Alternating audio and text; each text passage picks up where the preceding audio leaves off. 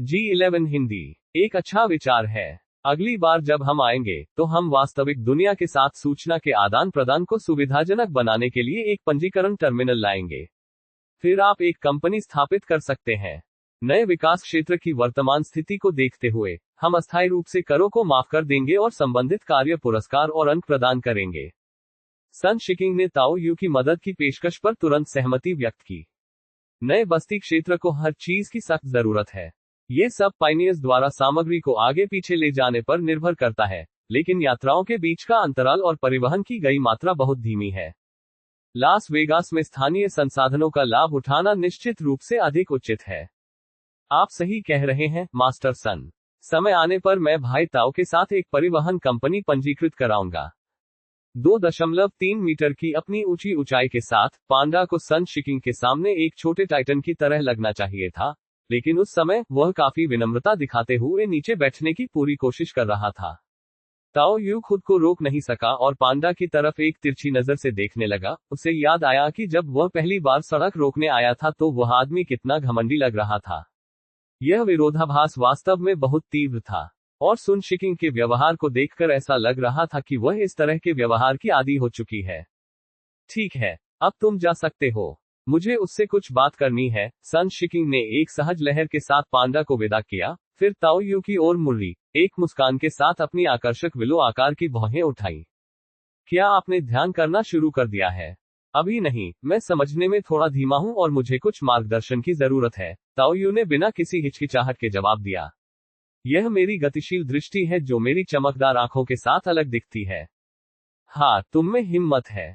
चलो, मेरी बहन से इस पर चर्चा करने के बाद हमने आज ही इस समस्या का समाधान करने का फैसला किया है। तुम हमारे साथ चलो।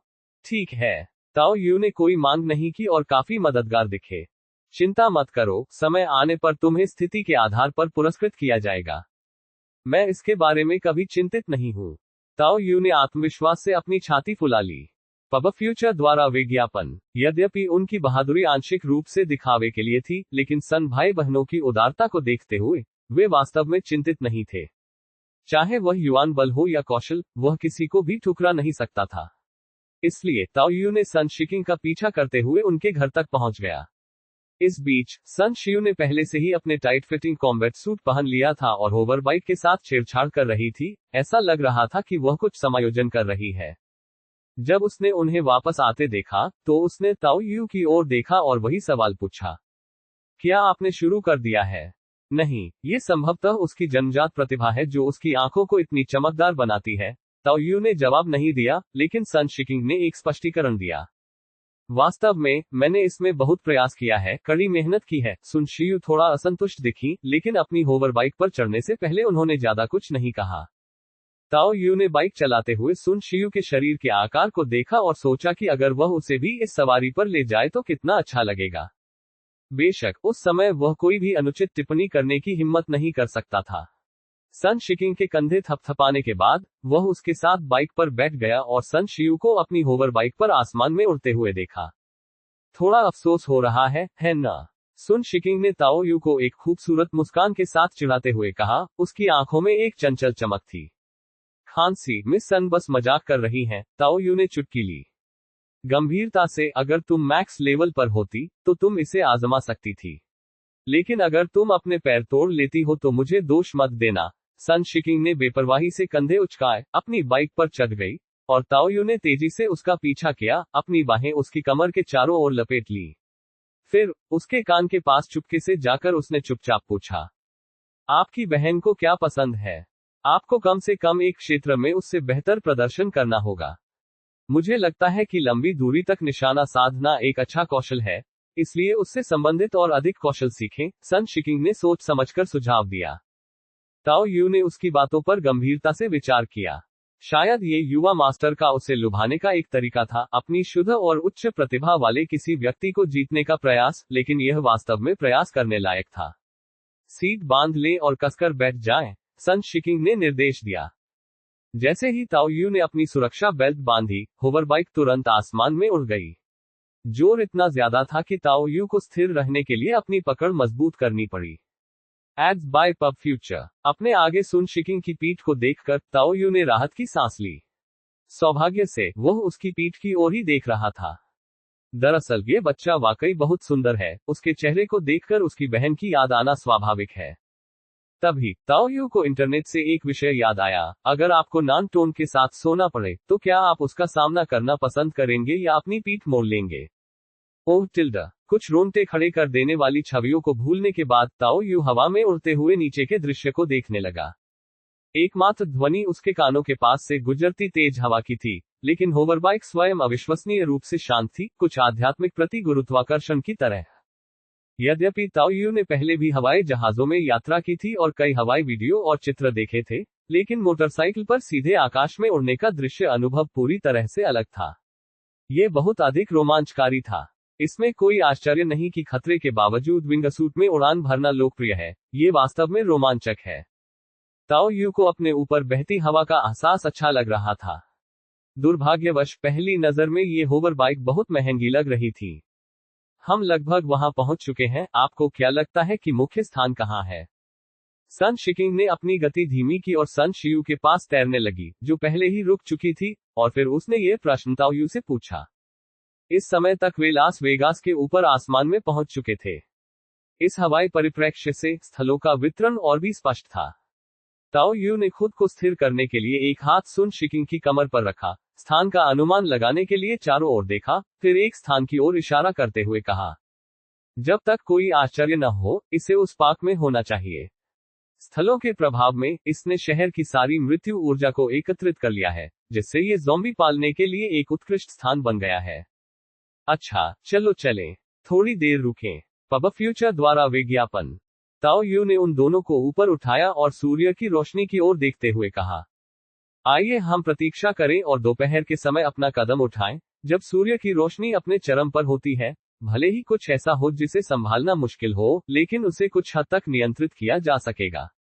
ताओ यू की अपनी लाश देवत्व की वृद्धि के साथ पहले से ही इस कमजोरी को खो चुकी थी, लेकिन पारंपरिक दृष्टिकोण के माध्यम से बनाई गई लाश कम से कम शव शोधन कला के साथ इससे बच नहीं सकती थी। यद्यपि सन के भाई बहन वास्तव में बहुत शक्तिशाली थे, फिर भी एबिस में सावधानी सर्वोपरि थी।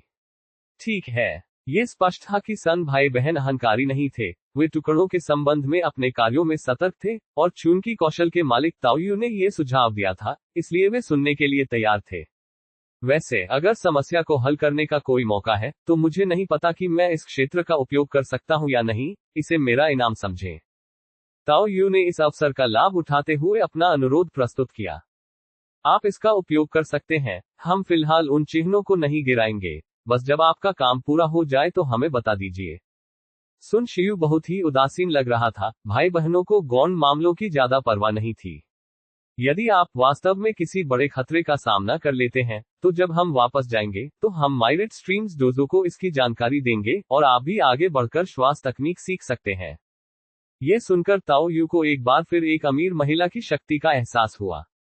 लेकिन आपको ध्यान देने की आवश्यकता है, आपके संसाधन सीमित हैं, और आपकी प्रतिभा की विशेषताएं बहुत स्पष्ट हैं। अपनी प्रतिभा को अपनी क्षमताओं के मूल के रूप में केंद्रित करना तथा अन्य क्षेत्रों पर बहुत अधिक अपव्यय से बचना सबसे अच्छा है, ताकि लाभ की अपेक्षा अधिक हानि न उठानी पड़े। सन शियू ने बाद में ताओ यू को एक अनुस्मारक भी दिया।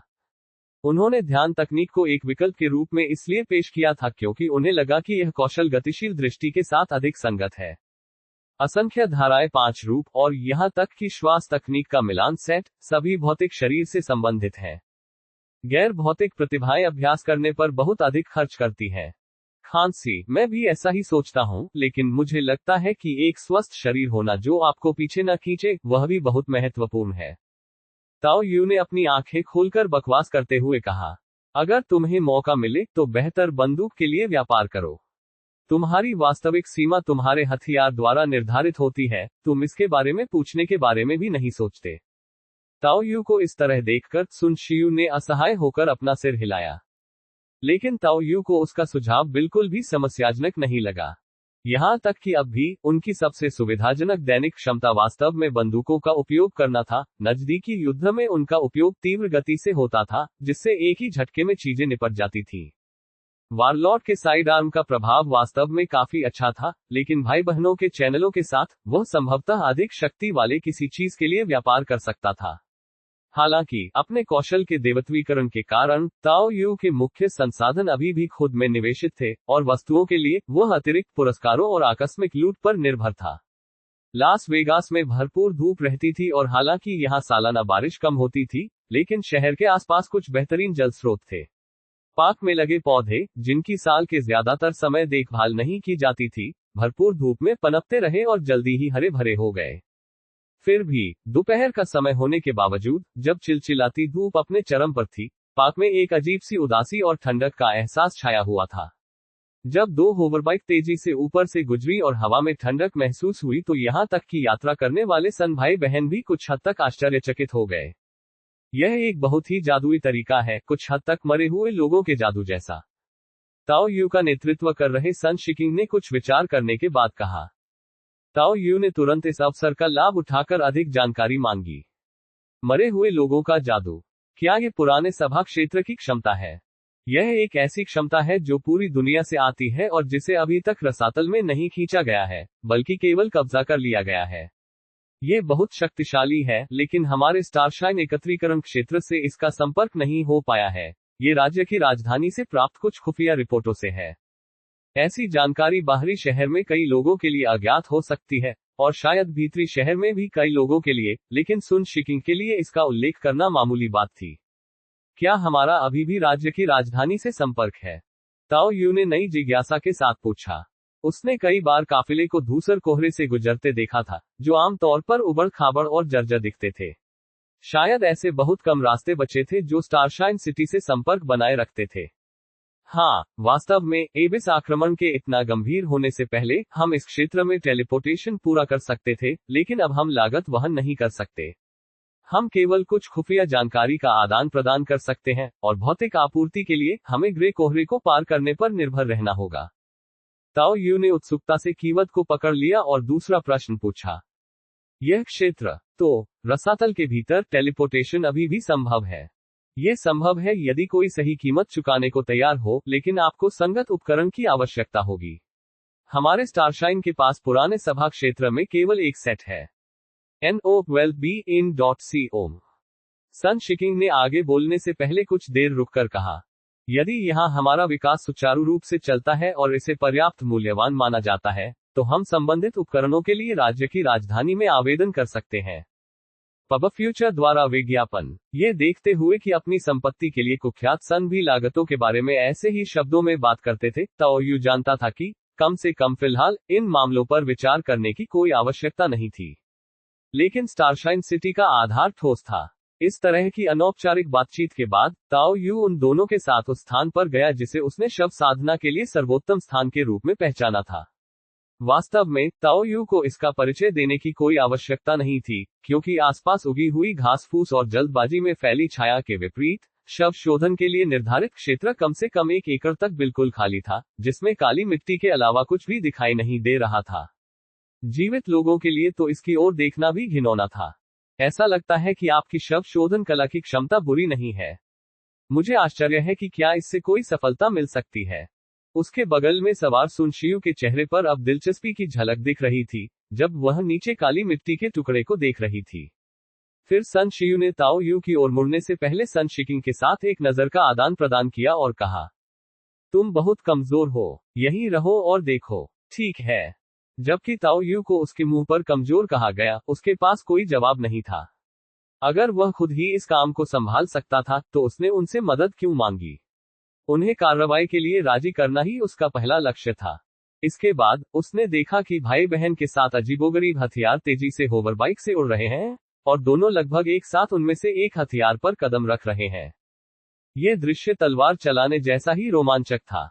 हालांकि ये देखते हुए कि वे आमतौर पर होवरबाइक से यात्रा करते थे, ये काफी ऊर्जा गहन होना चाहिए।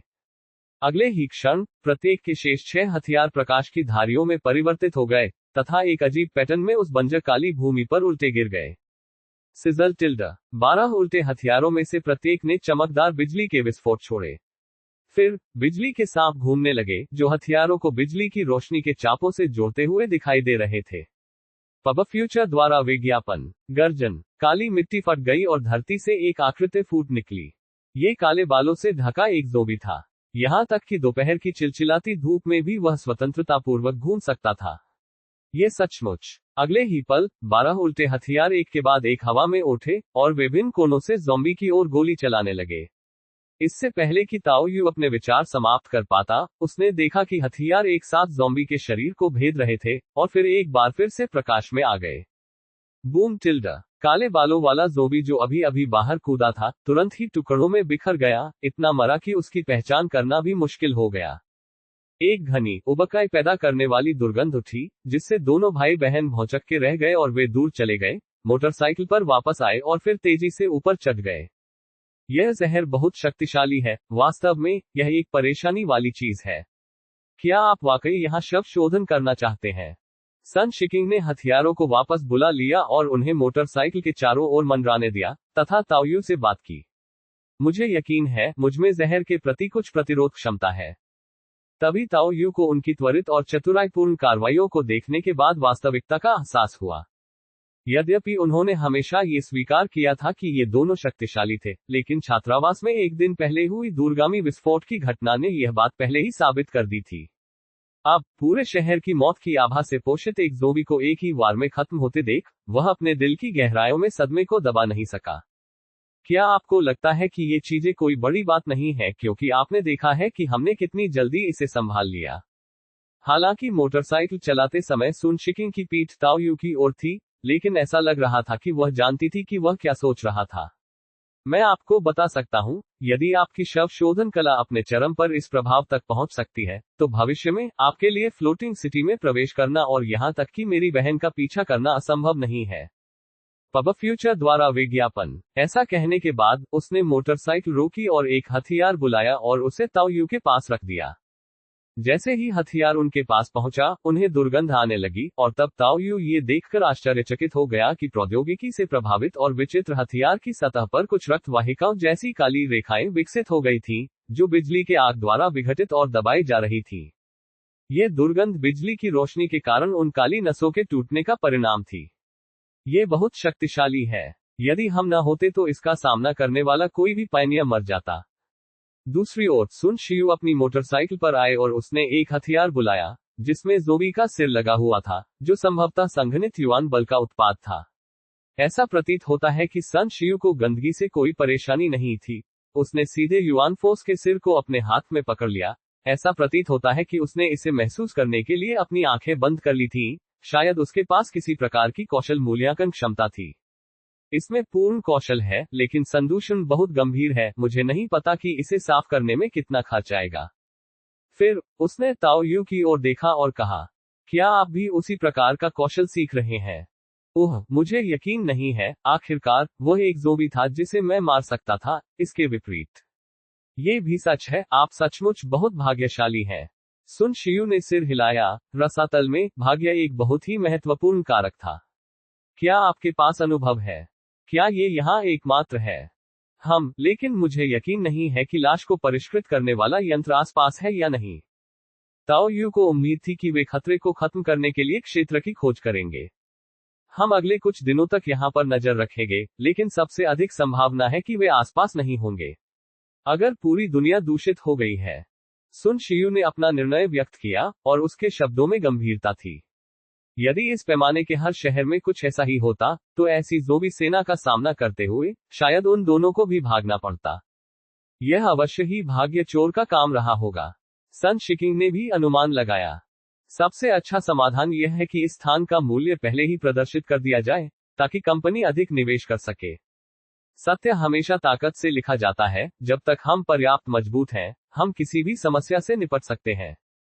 केवल 2 महीने पहले ही अपनी प्रतिभा को जागृत करने के बाद वे पहले से ही ऐसी ताकत तक पहुंच चुके थे। हालांकि सुधार के विस्फोटक चरण के बीच जाने के बाद विकास की समान दर और दक्षता को बनाए रखना मुश्किल हो सकता है, लेकिन उनके संसाधनों को देखते हुए उनकी प्रगति की दर धीमी नहीं होगी। ये वास्तव में किसी को आश्चर्यचकित करता है कि समय वास्तव में किसके पक्ष में है। तुम्हारा काम पूरा हो जाए तो वापस लौटने का रास्ता खुद ही खोज लेना, लेकिन मरना मत। सन शिकिंग ने ताओयू को सीधे शव साधना स्थल पर फेंक दिया। युवा मास्टर सन पांडा तक मेरा संदेश पहुंचाना मत भूलना। समझ गया। यदि आप लंबे समय तक रुकने की योजना बना रहे हैं, तो बेहतर होगा कि पहले वापस जांच लें ताकि पागलपन से बचा जा सके। ठीक है, मैं मिशन टर्मिनल लाने के लिए अकेले ही वापस जा सकता हूँ। अगर कुछ भी होता है तो आप मेरे पास आ सकते हैं। मैं मायरियत स्ट्रीम्स डोजो को भी बता दूंगा। बहुत सराहना की। ताओ यू जमीन पर खड़ा हो गया और आकाश में मौजूद दो लोगों की ओर खुशी से हाथ हिलाया। ध्यान तकनीक को मत भूलना, सुन शियू ने भी सहजता से उसे याद दिलाया। वापस आने पर यदि मुझे कुछ समझ में नहीं आएगा तो मुझे मिस सन के मार्गदर्शन की आवश्यकता होगी। इसके बाद भाई बहन की जोड़ी अपनी मोटरबोट पर सवार होकर तेजी से आगे बढ़ गई। ताओ यू ने फिर बिखरे हुए ज़ॉम्बी के शरीर के अंगों को इकट्ठा करना शुरू किया। वे बेहतरीन पोषक तत्व थे जो उसका समय बचा सकते थे। शरीर के अंगों को इकट्ठा करते समय ताओ यू ने भी आश्चर्य में अपनी जीभ चिटकाए। अत्यंत विषैली चेतावनी के अलावा, जिसे वह महसूस कर सकता था, यहां तक कि काला फर भी स्टील की सुइयों की तरह कठोर था, जो संभवतः गोलियों के लिए भी अभेद्य था। ये भाई बहनों की ताकत को प्रदर्शित करने के लिए पर्याप्त था। NO12BIN.CO। अब जब मेरे पास ध्यान तकनीक है और लाश शोधन कला स्पष्ट हो गई है, तो मैं वास्तव में कुछ और लाशों को सतह पर ला सकता हूं। जब ताओ यू ने शरीर के अंगों को इकट्ठा करना समाप्त कर दिया, तो उसने काली मिट्टी को देखा और महसूस किया कि केवल काओ शाओलिन की खेती करना व्यर्थ लग रहा था, खासकर इसलिए क्योंकि दूसरे चरण में 39 दिन लगेंगे। इतने लंबे समय तक सिर्फ एक शव का शोधन, ऐसी जगह पर तो साधारण लाशों को भी शायद अच्छे ज़ॉम्बी में बदला जा सकता है। Ads by pub future. वास्तव में मुझे पहले वापस जाने की जरूरत है। मैं मायरियत स्ट्रीम्स 5 फॉर्म्स की श्वास तकनीक सीखने का अवसर भी ले सकता हूँ। हालांकि मुझे आश्चर्य है कि क्या लिटिल ब्लैक इतने लंबे समय तक ठीक रहेगा। ताओ यू ने एलियन के बारे में सोचा। उसे लिटिल ब्लैक की चिंता नहीं थी, बस एक एलियन की, अगर वह मारा गया तो मारा जाएगा। उसे डर था कि अगर वह नियंत्रण से बाहर हो गया तो टॉमी और जूडी को नुकसान पहुंचाएगा। इसके बाद ताओ यू ने भी उस स्थान के बारे में सोचा जो उसने आकाश से देखा था और अपनी वॉकी टॉकी पर नजर डाली। अब तक वे शहर के करीब पहुंच चुके होंगे। उसे एक ऐसी जगह ढूंढनी थी जहां सिग्नल हो ताकि उन्हें पता चल सके और लिटिल ब्लैक उसके पास आ सके। चूंकि वह वैसे भी वापस जा रहा था, इसलिए यह कोई जरूरी काम नहीं था। एक शॉपिंग मॉल में ताओ यू ने वॉकी टॉकी दबाते हुए कुछ सामान अपने बैग में ठूंस लिया जिन्हें वह वापस ले जाने वाला था। जल्द ही वॉकी टॉकी से प्रतिक्रिया आई। मालिक, ये जूडी की आवाज थी। यह मैं हूँ। मुझे कुछ समय के लिए शहर में रहना है। खिड़की खोलो और लिटिल ब्लैक को बाहर आने दो ताकि वह मुझे ढूंढ सके। ओह ठीक है, और पांडा को भी बता देना। हो सकता है कि मैं कुछ समय तक तुम्हारे साथ न आ पाऊं। युवा मास्टर सन अभी अभी यहां से गुजरे और उन्होंने इसका उल्लेख किया। पांडा को कोई आपत्ति नहीं है। ताओ यू इस जवाब पर मुस्कुराया। सामान्य साझेदारी में, यदि एक पक्ष प्रबंधक की भूमिका निभाता है, तो उसे आसानी से धोखा दिया जा सकता है, क्योंकि लाभ और हानि के आंकड़ों को कम अनुकूल दिखाने के लिए हेरफेर किया जा सकता है या लाभों को कम किया जा सकता है। लेकिन चूंकि ताओ यू ने सन शिकिंग की प्रतिष्ठा को नुकसान पहुंचाया था, इसलिए उसे अल्पावधि में बड़े नुकसान के बारे में चिंता करने की जरूरत नहीं थी। शायद उनके बिना चीजों की देखरेख के मुनाफे में थोड़ी गिरावट आती, लेकिन मुख्य बात यह थी कि उनका समय मुक्त था, जिससे उन्हें लाशों को परिष्कृत करने और अपने शरीर में युवान बल को ठीक से अवशोषित करने की अनुमति मिली। खतरनाक रसातल में अपनी ताकत को तेजी से बढ़ाना ही वास्तविक समाधान है। Ads by pub future. मैं पहले भी वापस जाने की योजना बना रहा था, लेकिन विभिन्न कारणों से ऐसा नहीं हो सका। ताओ यू ने अपना बैग फिर से पैक किया, एक मुड़ी हुई व्हीलचेयर को अपने कंधे पर लटकाया और एक भारी मोटरसाइकिल पर सवार हो गया। सड़क पर कभी कभार दिखने वाले ज़ॉम्बी पर नजर डालते हुए उसने उनका ध्यान आकर्षित करने के लिए सीटी भी बजाई। फिर चतुराई से सांप की खाल की हरकतों के साथ उसने तेजी से दूरी बना ली और मोटरसाइकिल के काले धुएं ने लाशों के चेहरों पर छिड़काव किया। और इसके साथ ही लिटिल ब्लैक की आकृति पहले से ही पास की छत पर प्रकट हो गई थी, जो तेजी से ताओ यू की दिशा में जा रही थी। अंततः उन्होंने पार्क के सामने स्थित अपार्टमेंट बिल्डिंग के सामने वाहन पार्क कर दिया। तब तक लिटिल ब्लैक भी ताओ यू के पास आ चुका था और उसने अपार्टमेंट बिल्डिंग के प्रवेश द्वार पर 2 लाशों को परिश्रमपूर्वक हटा दिया था। बुरा नहीं है, कुछ दिन यहीं रुको और 5 दिन बाद वापस आओ। ताओ यू ने लिटिल ब्लैक को अपना पालतू बना लिया और उसे इनाम दिया। ऊपर जाओ, एक साफ और सुरक्षित खाली कमरा ढूंढो। ताओ यू ने लिटिल ब्लैक को हाथ हिलाकर इशारा किया और फिर देखा कि लिटिल ब्लैक अभी अभी इनाम पाकर दीवार पर चढ़ गया है और ताओ यू की वापसी के लिए जल्दी से एक स्थान का चयन कर रहा है। लिटिल ब्लैक को अपना सिर बाहर निकालते देख ताओ यू अपनी मोटरसाइकिल उठाने के लिए नीचे झुका और उसे ऊपर ले गया। मोटरसाइकिल को मेरे साथ वापस ले जाकर वापसी यात्रा का कोटा बर्बाद मत करो। Clang tilde. अपने कमरे में वापस आकर ताओ यू कुछ अवाक रह गया, क्योंकि उसने देखा कि लकड़ी का वह छोटा सा बिस्तर, जो कई वर्षों से उसके साथ था, मोटरसाइकिल के वजन के नीचे गिर गया। दोनों दुनियाओं के बीच लाई जाने वाली वस्तुएं व्यक्ति की अपनी वहन क्षमता के भीतर होनी चाहिए थी तथा उन पर आकार संबंधी प्रतिबंध भी लागू थे। बुलाए गए प्राणियों, पालतू जानवरों और सवारियों का कोटा सामान्य है, लेकिन उन्हें पूर्ण नियंत्रण की आवश्यकता होती है। वर्तमान में, क्योंकि लिटिल ब्लैक इस आवश्यकता को पूरा नहीं करता था और काओ शाओलिन कोटा पर कब्जा न करते हुए छाया में विलीन हो गया था, ताओ यू ने उपलब्ध विकल्पों को बर्बाद न करने की अपनी मानसिकता को ध्यान में रखते हुए एक मोटरसाइकिल का चयन किया था। हालांकि चूंकि वह घर से बिस्तर छोड़कर चला गया था, इसलिए वापस आने पर उसका कमजोर बिस्तर उसका भार सहन नहीं कर सका और टूटकर गिर गया। Ads by pub future. मूल रूप से वे केवल ईंटों और तख्तों से जोड़कर बनाए गए थे, और अब उन्हें नीचे देखते हुए मैं कुछ हद तक अवाक और रुंधी हुई महसूस करती हूँ। जब आप इसके बारे में सोचते हैं तो आपको पता चलता है कि सर्वनाश के बैरकों की स्थिति मेरे घर से कहीं बेहतर थी। ताओ यू ने अपना सिर खुजलाया और अपनी नाक की नोक पर हल्की फफूंद जैसी गंध सूंघी। साबुन से अच्छी तरह नहाने के बाद ऐसे माहौल में लौटना ऐसा लगता था जैसे नहाने के बाद गंदे अंडरवियर पहन लिए हो। वहां कौन है? क्या वह तुम हो, अयू, जो वापस आ रहे हो? तीसरे भाई की आवाज अगले कमरे से आई और ताओ यू ने गोली चलने की आवाज भी सुनी। इनर सिटी के बाहर बिल्कुल शांति नहीं थी और सतर्क रहना आवश्यक था। आखिरकार तीसरा भाई सुरक्षा बल का सदस्य रह चुका था। भाई, यह मैं हूँ, ताओ यू ने उत्तर दिया, यह मानते हुए कि उसके माता पिता अभी भी एबिस में काम कर रहे हैं। अगर उनकी शिफ्ट में कोई बदलाव नहीं होता तो वे आमतौर पर महीने में एक बार 5 दिन की छुट्टी के लिए वापस आते थे, और यह सामान्य बात थी। यदि सामान्य दिनों में कोई मुद्दा होता था जिसके बारे में बताना जरूरी होता था, तो इसके लिए उन सहकर्मियों से संपर्क करना पड़ता था जो उसके माता पिता के साथ लौटते थे। जहां तक संचार उपकरणों के प्रकार का प्रश्न है जो सीधे रसातल और साधारण दुनिया को जोड़ सकते थे, संभवतः केवल सन बहनों के पास ही ऐसे उपकरणों तक पहुंच थी। किसी भी मामले में ताओ यू ने इनर सिटी पाइनियर्स में से किसी पर भी ऐसा कुछ नहीं पाया था जिसकी उसने स्वयं देखभाल की थी। आप अपेक्षा से पहले ही वापस आ गए, क्या कुछ हुआ है? ताओ यू ने तीसरे भाई की व्हीलचेयर के लुढ़कने की आवाज सुनी और फिर उसने सक्रियता से दरवाजा खोला, पहले मोटरसाइकिल को कमरे के अंदर फेंका और फिर अपनी पीठ पर सामान लादकर बाहर निकाला। तीसरे भाई को अपने कमरे से निकलते हुए अपनी व्हीलचेयर के किनारे एक पिस्तौल रखकर, जो उसकी आसान पहुंच में थी, देखकर ताओटोन के कुछ हद तक लकड़ी जैसे चेहरे पर एक हल्की मुस्कान आ गई। हाँ, आप कह सकते हैं कि यह एक सुखद घटना थी। मुझे हमारे एकत्र होने के लिए एक संभावित स्थान मिला और मैंने बहुत बड़ा पुण्य कमाया। उन्होंने मुझे बहुत सारा युआन बल देकर पुरस्कृत किया, इसलिए मैं खुशखबरी साझा करने के लिए वापस आया। 6 व्यक्तियों वाले परिवार का मासिक युआन बल व्यय मुश्किल से 100 से अधिक था, यहाँ तक कि माता पिता को भी अपनी स्थिति बनाए रखने के लिए कुछ युआन बल की आवश्यकता होती थी, जबकि उनका अधिकांश भोजन और अन्य वस्तुएं रसातल से वापस लाई जाती थी और खेतों पर काम करने से बच जाती थी। वे शायद ही कभी कुछ खरीदने के लिए युआन बल खर्च करते थे।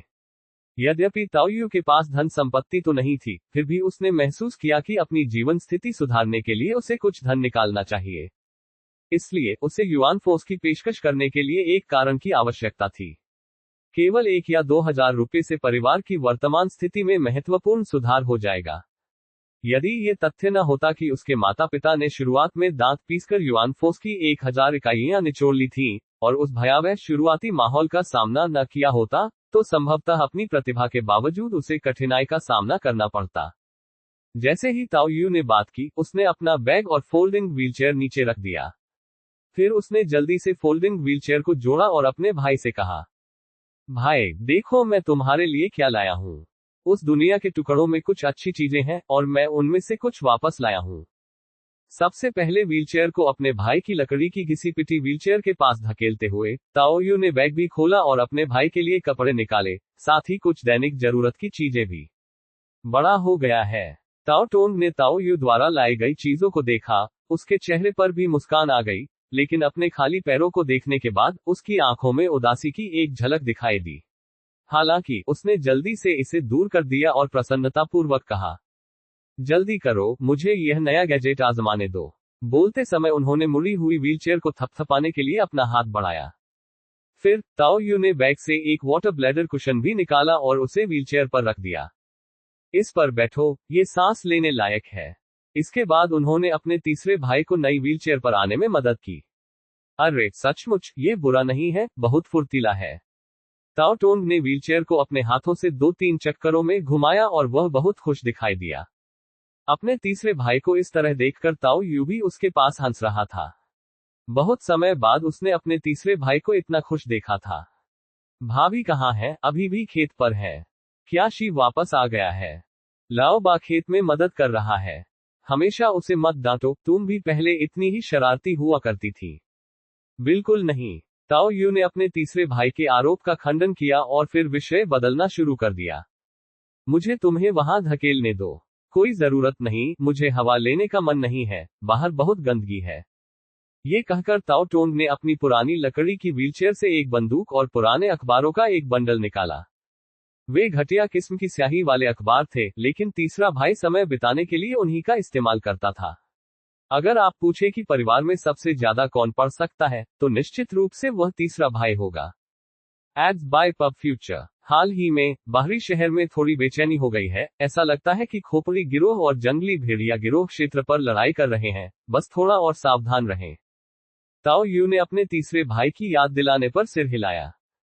वे दैनिक समाचार पत्र की सदस्यता लेने में सक्षम नहीं थे, लेकिन जब भी शी चाओयांग सोसाइटी में घूमने जाते थे, तो वे अक्सर कुछ पुराने समाचार पत्र ले आते थे। यद्यपि समाचार कुछ देर से आया, फिर भी कम से कम इससे उन्हें समग्र स्थिति का मोटा मोटा अंदाजा तो लग गया। जैसे हाल ही में गिरोहों के झगड़ों से सावधान रहना। इसमें कोई आश्चर्य नहीं कि शे इधर उधर नहीं भाग रहा है, यही कारण है। ताओ यू अपने छोटे भाई पर फिर से कटाक्ष करना नहीं भूला। वाइल्ड वुल्फ गैंग और स्कल गैंग दोनों ही साउथ सिटी के गिरोह थे, और ऐसा कहा जाता था कि उनकी कुछ जटिल पृष्ठभूमि भी थी, जैसे खुशी और कुछ निम्न श्रेणी के सामान की बिक्री के लिए वे मुख्य रूप से जिम्मेदार थे। वे जुआ के अड्डों और देह व्यापार में सम्मिलित थे, और उनका प्रभाव पहले ही उन किलों तक फैल चुका था। कुछ दिन पहले जब मैं सामान ले जा रहा था, तो मेरी मुलाकात कुछ बेवकूफों से हुई जो मुफ्त खाना चाहते थे और जो खोपड़ी गिरोह से संबंधित थे।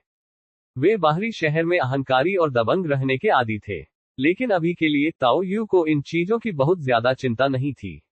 अपने स्पष्ट ग्रेड ए डायनामिक विशन का जिक्र किए बिना, जब से ली परिवार का सफाया हुआ था, अंकल हु पहले से ही सुरक्षा दल के उप कप्तान बन चुके थे, जो साउथ सिटी क्षेत्र के लिए जिम्मेदार थे। गिरोहों के बीच प्रतिद्वंद्विता स्वाभाविक रूप से हितों के बारे में थी, और वे बहुत अधिक भ्रमित नहीं होते थे।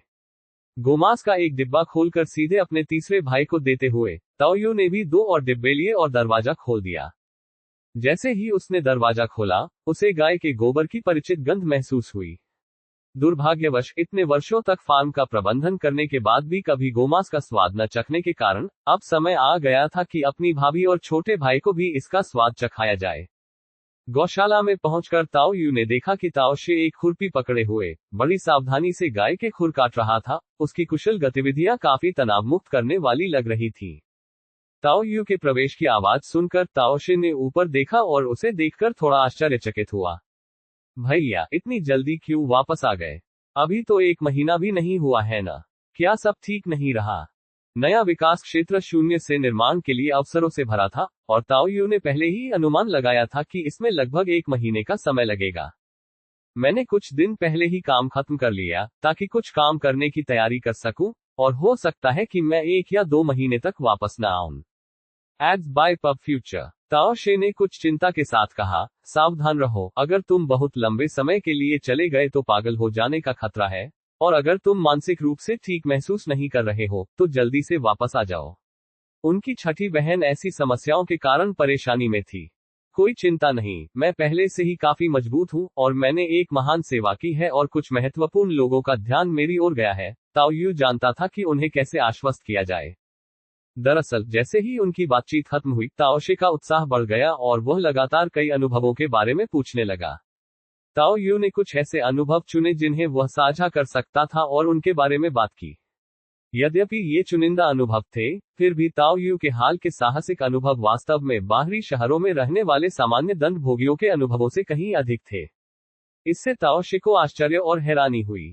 तुम भाई लिन चाओ से भी मिले? हे, क्या मैं अगली बार उनके सामने अपनी बड़ाई कर सकता हूँ? जरूर, वह काफी सभ्य व्यक्ति है। ताओ यू ने चाओयांग सोसाइटी के नेता के बारे में सोचा, जो अब भी सोने का दिल रखता था। भाई, तुम सचमुच अमीर हो गए, है ना? हमारे माता पिता के दशकों के रसातल में जीवन शायद आपके इस संक्षिप्त काल जितना रोमांचक नहीं रहा होगा। ताओ शे की आंखें लालसा और प्रत्याशा से भरी थीं। उनके माता पिता ने हमेशा सुरक्षित और स्थिर जीवन जीने के महत्व का उपदेश दिया था, लेकिन ताओ शे, जो किशोरावस्था में था और युवा जोश से भरा हुआ था, उस तरह का जीवन नापसंद करता था। ऐसे जीवन का क्या मतलब था जहां आप शुरुआत से ही अंत देख सकते थे? यदि आप अपना सर्वस्व नहीं देते, तो क्या आप स्वयं को युवा कह सकते हैं? क्या बकवास कर रहे हो? अगर हमारे माता पिता सावधान न होते, तो शायद हम पैदा ही न होते। क्या तुम्हें पता है कि नए विकास क्षेत्र में जाने वालों की मृत्यु दर क्या है? ताओ यू ने अपने छोटे भाई को तिरस्कार भरी नजर से देखा। अगर वह उसका अपना भाई न होता, तो वह उसके साथ बात करने में इतना समय बिताने के लिए बहुत आलसी होता। हालांकि ताओ यू ने संख्याओं के बारे में पूछताछ या मिलान नहीं किया, लेकिन वह निश्चित था कि नए विकास क्षेत्रों में जाने का विकल्प चुनने वालों के लिए जागृति दिवस पर जीवित रहने की दर निश्चित रूप से 50% से अधिक नहीं थी। और जिन लोगों ने वहां जोखिम उठाने का फैसला किया, उनमें आमतौर पर कुछ आत्मविश्वास और पारिवारिक संसाधन थे। यदि ये लोग किसी पुराने विकास क्षेत्र में चले जाएं, तो वहां बचने की दर कम से कम 70% होगी। हे। ताओ शे ने अजीब तरह से हंसना शुरू किया और फिर तुरंत विषय बदल दिया। भाई, पत्नी पाने के बारे में क्या ख्याल है? आजकल बहुत से लोग तुम्हारे बारे में पूछ रहे हैं, यहाँ तक कि वह डेयरी गाय बहन जिसे तुम पसंद करते थे, वह भी तुम्हारे बारे में पूछ रही है। Ads by pub future. ताओ शे ने तब संकेतात्मक इशारे करने शुरू कर दिए। इस उम्र में एक जांघ की झलक भी एक लड़के को बेचैन कर सकती है। ये बात ताओ यू को सन शियू से ध्यान तकनीक सीखते समय पता चली थी। इसके बावजूद ताओ शे को ये कहते हुए सुनकर ताओ यू को लगा कि उसके पैर जमीन में धंस गए हैं।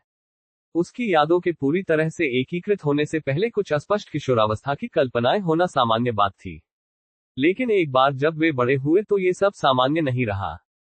क्या डेयरी गाय बहन? बकवास मत करो। बेहतर होगा कि तुम अपने खुरों को ठीक करो। मैं कुछ मिशनों के लिए पंजीकरण करने जा रहा हूँ। ताओ यू ने ताओ शे को गोमांस के 2 डिब्बे फेंके। याद रखना कि एक डिब्बा अपनी भाभी के लिए बचाकर रखना, सब मत खा जाना।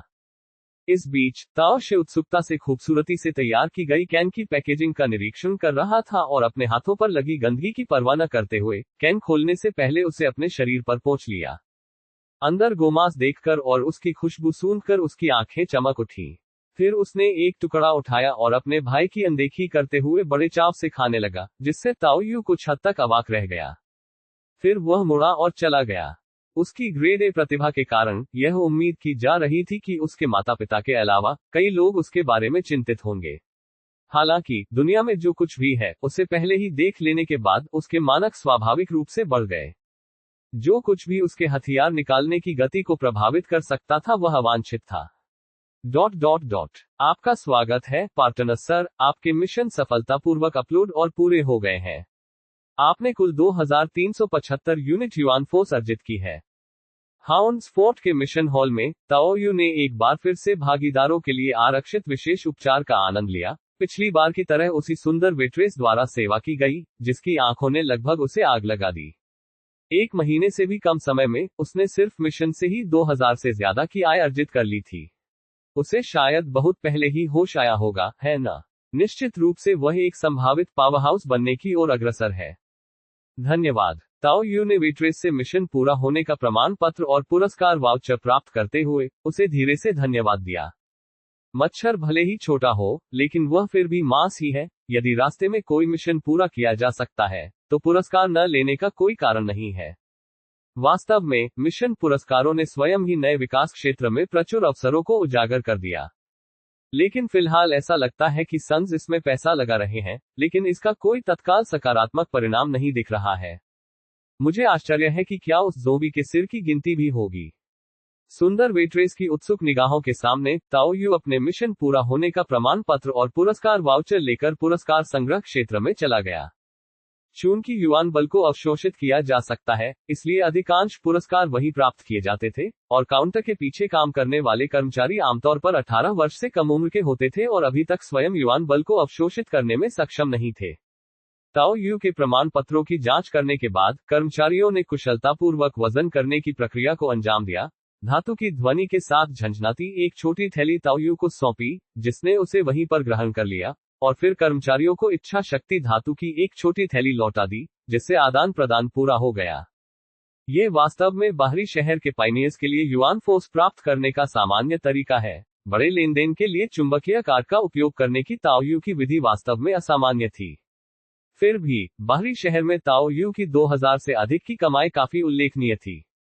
कार्गो और सामग्री मिशन पहले ही आ चुके हैं और नए अन्वेषण मिशन भी हैं। अपने पिछले कार्य को सौंपने के बाद ताओ यू ने नए विकास क्षेत्र में मिशनों की वर्तमान प्रवृत्ति का अवलोकन करते हुए ये भी जांच की कि क्या कोई नया कार्य है जिसे आसानी से किया जा सकता है। मच्छर भी मांस ही है, ये भागीदारों के लिए अंक जोड़ सकता है। एक बार जब आपके पास पर्याप्त अंक और पर्याप्त ताकत हो जाती है, तो आप पदोन्नति मूल्यांकन में भाग ले सकते हैं, जिससे कुछ नए विशेषाधिकार और सुविधाओं तक पहुंच प्राप्त होती है। केवल एक निजी रिसेप्शनिस्ट होने और कार्यों के लिए दूसरों के साथ धक्का मुक्की न करने से पहले ही काफी समय और ऊर्जा की बचत हुई। ताओ यू को यहां तक कि पेंडोरा वर्ल्ड से जैविक एलियन प्रत्यारोपण के लिए एक मिशन भी मिला। पेंडोरा का वातावरण मनुष्यों के लिए विषाक्त है। क्या यह एक नया एलियन प्रत्यारोपण प्राप्त करने के बारे में है, जिसका उद्देश्य एलियन प्रत्यारोपण लाइनों वाले इनर सिटी के कुछ लोगों को वहां जाने और अग्रणी बनाने का है। हालांकि जब ताओ यू देख रहा था, अचानक एक नाक में अंगूठी पहने हुए एक मोटा व्यक्ति पास की भीड़ को चीरता हुआ उसकी ओर बढ़ा। क्रेन देवत्व प्राप्त करने के बाद ताओ यू में पहले से ही आत्मा की अनुभूति बढ़ गई थी, और वारलॉर्ड के साइडार्म और नवीनतम ध्यान तकनीक के बोनस के साथ वह तुरंत जान गया कि नवागंतुक का इरादा उसी पर था। हालांकि इसमें ज्यादा दुर्भावना नहीं थी, फिर भी कुछ तो थी ही। ये देखकर ताओ यू ने अपनी भौहें उठाई और दूसरे व्यक्ति की ओर देखा। उसने देखा कि छाती पर जानबूझकर भेड़िए के सिर का टैटू बनाया गया था। जंगली भेड़िया गिरोह। इन गिरोह के सदस्यों में वास्तव में कोई शिष्टाचार नहीं है।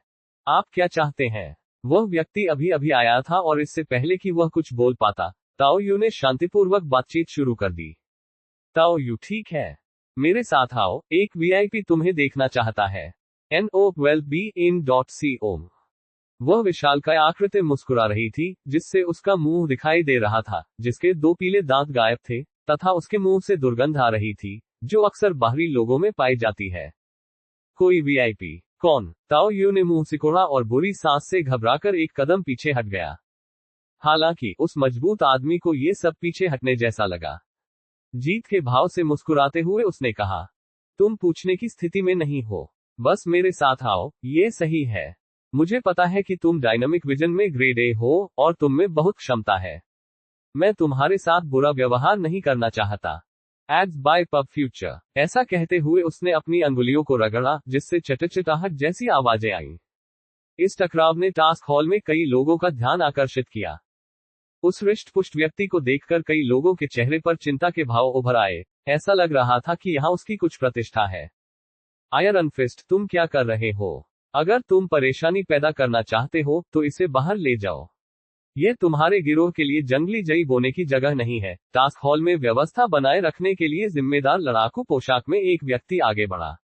वैसे भी, ये जगह हंटर का गढ़ और टास्क हॉल था, जहां कुछ चीजें निश्चित रूप से प्रबंधित की जाती थी। हाँ, क्या परेशानी है? मैं बस एक दोस्त के साथ बातचीत कर रहा हूँ। मेरी आवाज बहुत ऊंची है, आप सभी मुझे जानते हैं। आयरन फिस्ट ने ताओ यू पर मुस्कुराने से पहले आरोप को हंसते हुए टाल दिया। मैं सही कह रहा हूँ, है ना, छोटे भाई ताओ यू? लेकिन ताओ यू ने मासूम भाव से पास आ रहे गार्ड की ओर देखा और पूछा, उसने मुझे अभी धमकी दी है, क्या मैं उसे मार सकता हूँ? इस बेबाक टिप्पणी से आयरन फिस्ट और गार्ड दोनों ही स्तब्ध रह गए, तथा टास्क हॉल में जो लोग कार्यों के लिए प्रतिस्पर्धा कर रहे थे, वे अजीब भाव से देखने लगे। कुछ लोग तो जोर से हंसने से खुद को नहीं रोक पाए, ताओ यू पर नहीं, बल्कि आयरन फिस्ट पर, जिसने सोचा था कि उसने स्थिति को नियंत्रित कर लिया है। जो लोग यहाँ काम के लिए आते थे, वे चुपचाप बैठने और अच्छा व्यवहार करने वाले नहीं थे। उन्होंने सोचा कि यह वाइल्ड वुल्फ गैंग द्वारा लोगों को धमकाने का एक और तरीका है, लेकिन यह एक कठिन काम निकला। अरे, हम यहाँ हत्या की अनुमति नहीं देते हैं, लेकिन यदि आपको सक्रिय रूप से धमकाया जाता है या उकसाया जाता है, तो उचित जवाबी हमले पर मुकदमा नहीं चलाया जाएगा। ताओ यू द्वारा अंधाधुंध तरीके से बताए जाने के बाद भी नियमों का पालन करते हुए गार्ड ने अनिच्छा से उत्तर दिया। आउटर सिटी में नियम ढीले थे, कठोर औपचारिकताओं से मुक्त थे। इसलिए ताओ यू ने सिर हिलाया, मांसल आयरन फिस्ट की ओर देखा और धीरे से बोला, तुमने अभी मुझे धमकी दी थी, है ना? तो क्या हुआ अगर मैंने ऐसा किया? तुम कमीने बच्चे हो, सिर्फ जुर्माना भरने के लिए टोस्ट लेने से मना कर रहे हो। इससे पहले कि वह गुस्से से भरे शब्द बोल पाता, ताओ यू की कोहनी उसके पेट पर लग चुकी थी, और प्रभाव इतना जोरदार था कि आयरन फिस्ट की आंखें लगभग बाहर आ गईं। फिर उसने अपने हाथ से उस आदमी की ठोड़ी पर प्रहार किया, जिसके साथ ही हड्डी टूटने की भयानक आवाज आए और उसके चेहरे की मांस विकृति के साथ फड़कने लगी। आयरन फिस्ट के पैर जमीन से उठ गए, लेकिन जैसे ही वह ऊपर उठने वाला था, ताओ यू ने मुड़कर एक पैर को ऊपर उठाकर एक साइड किक मारी, जैसे कोई युद्ध कुल्हाड़ी उसके कंधे पर दबाव डाल रही हो, जिससे उसकी चढ़ाई बलपूर्वक रुक गई और वह जमीन पर गिर गया। Ads by pub future. इस हरकत से तेज हवा चलने से कपड़े जोर जोर से फड़फड़ाने लगे। जमीन पर सख्त हो चुकी मिट्टी में हल्की दरारें दिखाई दे रही थी। ताओ यू ने उस आदमी को जमीन पर गिराने के बाद धीरे से अपना पैर पीछे खींच लिया। फिर उसने अपनी पतलून से धूल झाड़कर गार्ड की ओर मुड़कर विनम्रता से कहा, मैंने उसे बस एक साधारण सबक सिखाया है, वह मरा नहीं है। ये कहकर उसने गार्ड की ओर देखा, जिसकी आंखें बेहोश होकर पीछे मुड़ गई थीं, मुस्कुराते हुए। यदि आप किसी से कुछ मांगने जा रहे हैं, तो कृपया विनम्रता से बात करें। इसके बाद उन्होंने हाथ हिलाया और सीधे मिशन हॉल से बाहर चले गए। इस प्रकार के लोगों को धमकाया जाता है। ऐसे कुत्ते खाओ कुत्ते वाले स्थान पर बहुत अधिक दयालुता दिखाने से केवल अंतहीन परेशानी ही पैदा होगी। केवल निश्चित प्रतिभा, शक्ति और कठोर दृष्टिकोण से ही कोई व्यक्ति दृढ़ रह सकता है और समस्याओं से बच सकता है। जवाबी कार्रवाई करने से पहले किसी और के कदम उठाने का इंतजार करें। मैं पहले हमला क्यों नहीं कर सकता? आउटर सिटी एक बहुत ही व्यावहारिक स्थान है। ओह, लेकिन वास्तव में, हालांकि ताओ यू की हरकतें तेज और साफ थी, ध्यान तकनीक द्वारा लाए गए सोचने के लाभ के कारण उसने अपनी हरकतों का जल्दी से मूल्यांकन किया था। कम से कम नौकर द्वारा कही गई तथाकथित महान बातें फ्लोटिंग सिटी से कोई नहीं हो सकती। अगर वे वास्तव में थे, तो वे गिरोहों के साथ नहीं जुड़े होंगे। एक ईमानदार और प्रतिष्ठित सुरक्षा दल के नेता के लिए मुझसे सीधे भिड़ना अधिक सामान्य होगा। अधिक से अधिक, वे आंतरिक शहर से आए कुलीन लोग ही थे, जो कि बिल्कुल भी कुलीन नहीं थे। ताओ यू के चले जाने के बाद, आयरन आर्म्स, जो जमीन पर अपनी आंखें घुमा रहा था, धीरे धीरे पीछे की ओर गिरा और फिर जमीन पर जोर से गिरा। आसपास की भीड़ में कानाफूसी फैलने लगी। वह बहुत मजबूत है। हमारे किले को ऐसा शक्तिशाली व्यक्ति कब प्राप्त हुआ? Ads by pub future. क्या ये चालें अभी अभी मायरियड स्ट्रीम्स के 5 रूपों से थीं? टाइगर फॉर्म और एप फॉर्म। वह बहुत युवा दिखता है, क्या वह नए विकास क्षेत्र से हो सकता है? ऐसा नहीं हो सकता, है ना? सबसे पहला बैच भी तो सिर्फ 2 महीने पुराना है। अरे, क्या वाइल्ड वुल्फ गैंग प्रभावशाली नहीं है? वे किले के कारोबार में भी हाथ डालना चाहते थे, यह उनके लिए सही है। अपनी आवाज धीमी रखो, उनके लोग आ गए हैं। उद्धरण चिन्ह उद्धरण चिन्ह। इसके तुरंत बाद, राख से लाल चेहरे वाले 2 व्यक्ति जल्दी से उस स्थान पर आए जहां आयरन आर्म्स लेटा हुआ था। पहले उसकी गर्दन की जांच की, फिर उसकी चोटों का आकलन किया। जितना ज्यादा वे जांच करते, उनके चेहरे पर उतनी ही उदासी छा जाती। कुछ ही देर बाद, कोई एक साधारण स्ट्रेचर लेकर आया और जल्दी से आयरन आर्म्स को घसीट कर ले गया। ताओ यू ने उस महान व्यक्ति का मौके पर इंतजार नहीं किया, बल्कि वह मायरियड स्ट्रीम्स डोजो की ओर चल पड़ा। इस समय तक, संभवतः सन शिकिंग वापस नहीं लौटी थी, लेकिन मायरियड स्ट्रीम्स डोजो ने आर्थिक रूप से किफायती क्यूटोनिक सूप की पेशकश की, जिससे प्रशिक्षण के दौरान रिकवरी सरल हो गई। इसके अलावा, यह इस तथाकथित महान को परखने का एक अवसर भी था। यदि वे डोजो का चक्कर भी नहीं लगा सकते थे, तो सबसे अधिक संभावना ये थी कि वे इनर सिटी के कुलीन भी नहीं थे। हर कोई जानता है कि मैं ग्रेड ए प्रतिभावान हूं और फिर भी वे इतने अहंकारी तरीके से काम करते हैं। यह तो नहीं हो सकता कि कुलीन ही वाइल्ड वुल्फ गैंग का गैंग लीडर हो, है ना? जब ताओ यू विचार कर रहा था, वह डोजो के परिचित प्रवेश द्वार पर पहुंचा। यहाँ 1 महीने से अधिक समय तक प्रशिक्षण लेने के कारण वह इस स्थान से भली भांति परिचित हो चुके थे तथा अंदर से प्रशिक्षण के दौरान होने वाले शोर की तीव्रता को स्पष्ट रूप से सुन सकते थे। पंजीकरण क्षेत्र में भी काफी भीड़ जमा हो गई थी। नए विकास क्षेत्र के लाभ की व्यवस्था लगातार होती दिख रही थी। हालांकि ताओ यू को यह नहीं पता था कि इन 2 महीनों में कितने लोग नए विकास क्षेत्र में प्रवेश कर चुके हैं या उनका अनुपात क्या है, लेकिन कम से कम 1000 या संभवतः अधिकतम 2 या 3000 लोग होंगे। यी वेई भाई, ये फिर से तुम्हारी पारी है। ताओ यू ने पंजीकरण क्षेत्र में यी वेई को उदास चेहरे के साथ देखा और मुस्कुराहट के साथ उसका अभिवादन किया। यी वेई वह व्यक्ति था जिससे वह पहली बार पंजीकरण करते समय मिला था और प्रशिक्षण के दौरान उनकी कुछ बातचीत हुई थी, जिससे एक दूसरे से परिचय हो गया था। ताओ, छोटे भाई, तुम वापस आ गए। बहुत जल्दी आ गए, है ना? 1 महीना भी नहीं हुआ है ना? यी वेई भी ताओ यू को देखकर आश्चर्यचकित हुआ। इस नव प्रवेशित प्रतिभा का उस पर गहरा प्रभाव पड़ा। पहले तो वह थोड़ा अप्रिय था तथा अब तक जितने भी छात्रों के साथ उसने अध्ययन किया था, उनमें कनिष्ठ भाई ताओ सबसे तेज गति से सीखने वाला था। वह क्रेन फॉर्म में लेवल 3 तक पहुंच गया था और उसने निगलने वाली द्रव तकनीक भी सीख ली थी। इस कनिष्ठ भाई को इस अवधि के दौरान डोजो में एक प्रेरणादायक व्यक्ति कहा जा सकता है। जब मैं वापस आए तो मुझे कुछ काम निपटाने थे, इसलिए मुझे उन सब को ठीक से पचाने के लिए कुछ समय चाहिए होगा। ताओ यू ने मुस्कुराते हुए यी वेई की पूछताछ का जवाब दिया। इस दौरान आपने कोई अन्य कौशल स्तर बढ़ाकर लेवल 3 तो नहीं कर लिया? यी वेई ने मजाक में कहा। कुछ, ताओ यू ने उत्तर दिया। सच में? यी वेई क्षण भर के लिए स्तब्ध रह गया। वह केवल मजाक कर रहा था, लेकिन ये सच निकला। इससे पहले दूसरा व्यक्ति पूर्णकालिक प्रशिक्षण ले रहा था और उसके पास लगातार अभ्यास करने के लिए पर्याप्त युवान बल था। इसलिए उनके लिए सभी प्रवेश स्तरों में महारत हासिल करना और यहां तक कि एक कौशल में लेवल 3 प्राप्त करना सामान्य था, क्योंकि युवान बल स्वाभाविक रूप से चमत्कारी था। लेकिन क्या आप पैसा कमाने के लिए रसातल में नहीं गए थे? फिर भी आप ऐसा परिणाम प्राप्त करने के लिए समय कैसे निकाल पाए? क्या यही है ग्रेड ए प्रतिभा? लेकिन क्या डायनेमिक विजन शरीर को इतना बढ़ावा देता है? यी वेई एक पल के लिए अपने विचारों में खो गया। वह गतिशील दृष्टि की त्वरित महारत को समझ सकता था, अर्थात वह प्रत्यक्ष रूप से गतिविधियों को देखने और उनकी नकल करने में सक्षम था। लेकिन इसके प्रशिक्षण के लिए अधिक युवान बल की आवश्यकता होगी, है ना? मैं भाग्यशाली रहा, मुझे एक बड़ा शॉट लगाने में मदद मिली। कुछ चीजों को छिपाने की जरूरत नहीं थी और बात फैलाने से कई समस्याएं हल भी हो सकती थी, इसलिए ताओ यू ने सहजता से इसका उल्लेख किया। ये वास्तव में सौभाग्य है। इनर सिटी के बड़े लोगों से एक छोटी सी सूचना भी हमें लंबे समय तक संघर्ष करने के लिए पर्याप्त होगी, यी वेई ने कहा। उनके चेहरे पर ईर्ष्या स्पष्ट थी। नए विकास क्षेत्र अवसरों से भरे हुए हैं। हालांकि ये शर्म की बात है, वो पहले ही जाग चुका था और बिना किसी विकल्प के पुराने विकास क्षेत्र में बस गया था।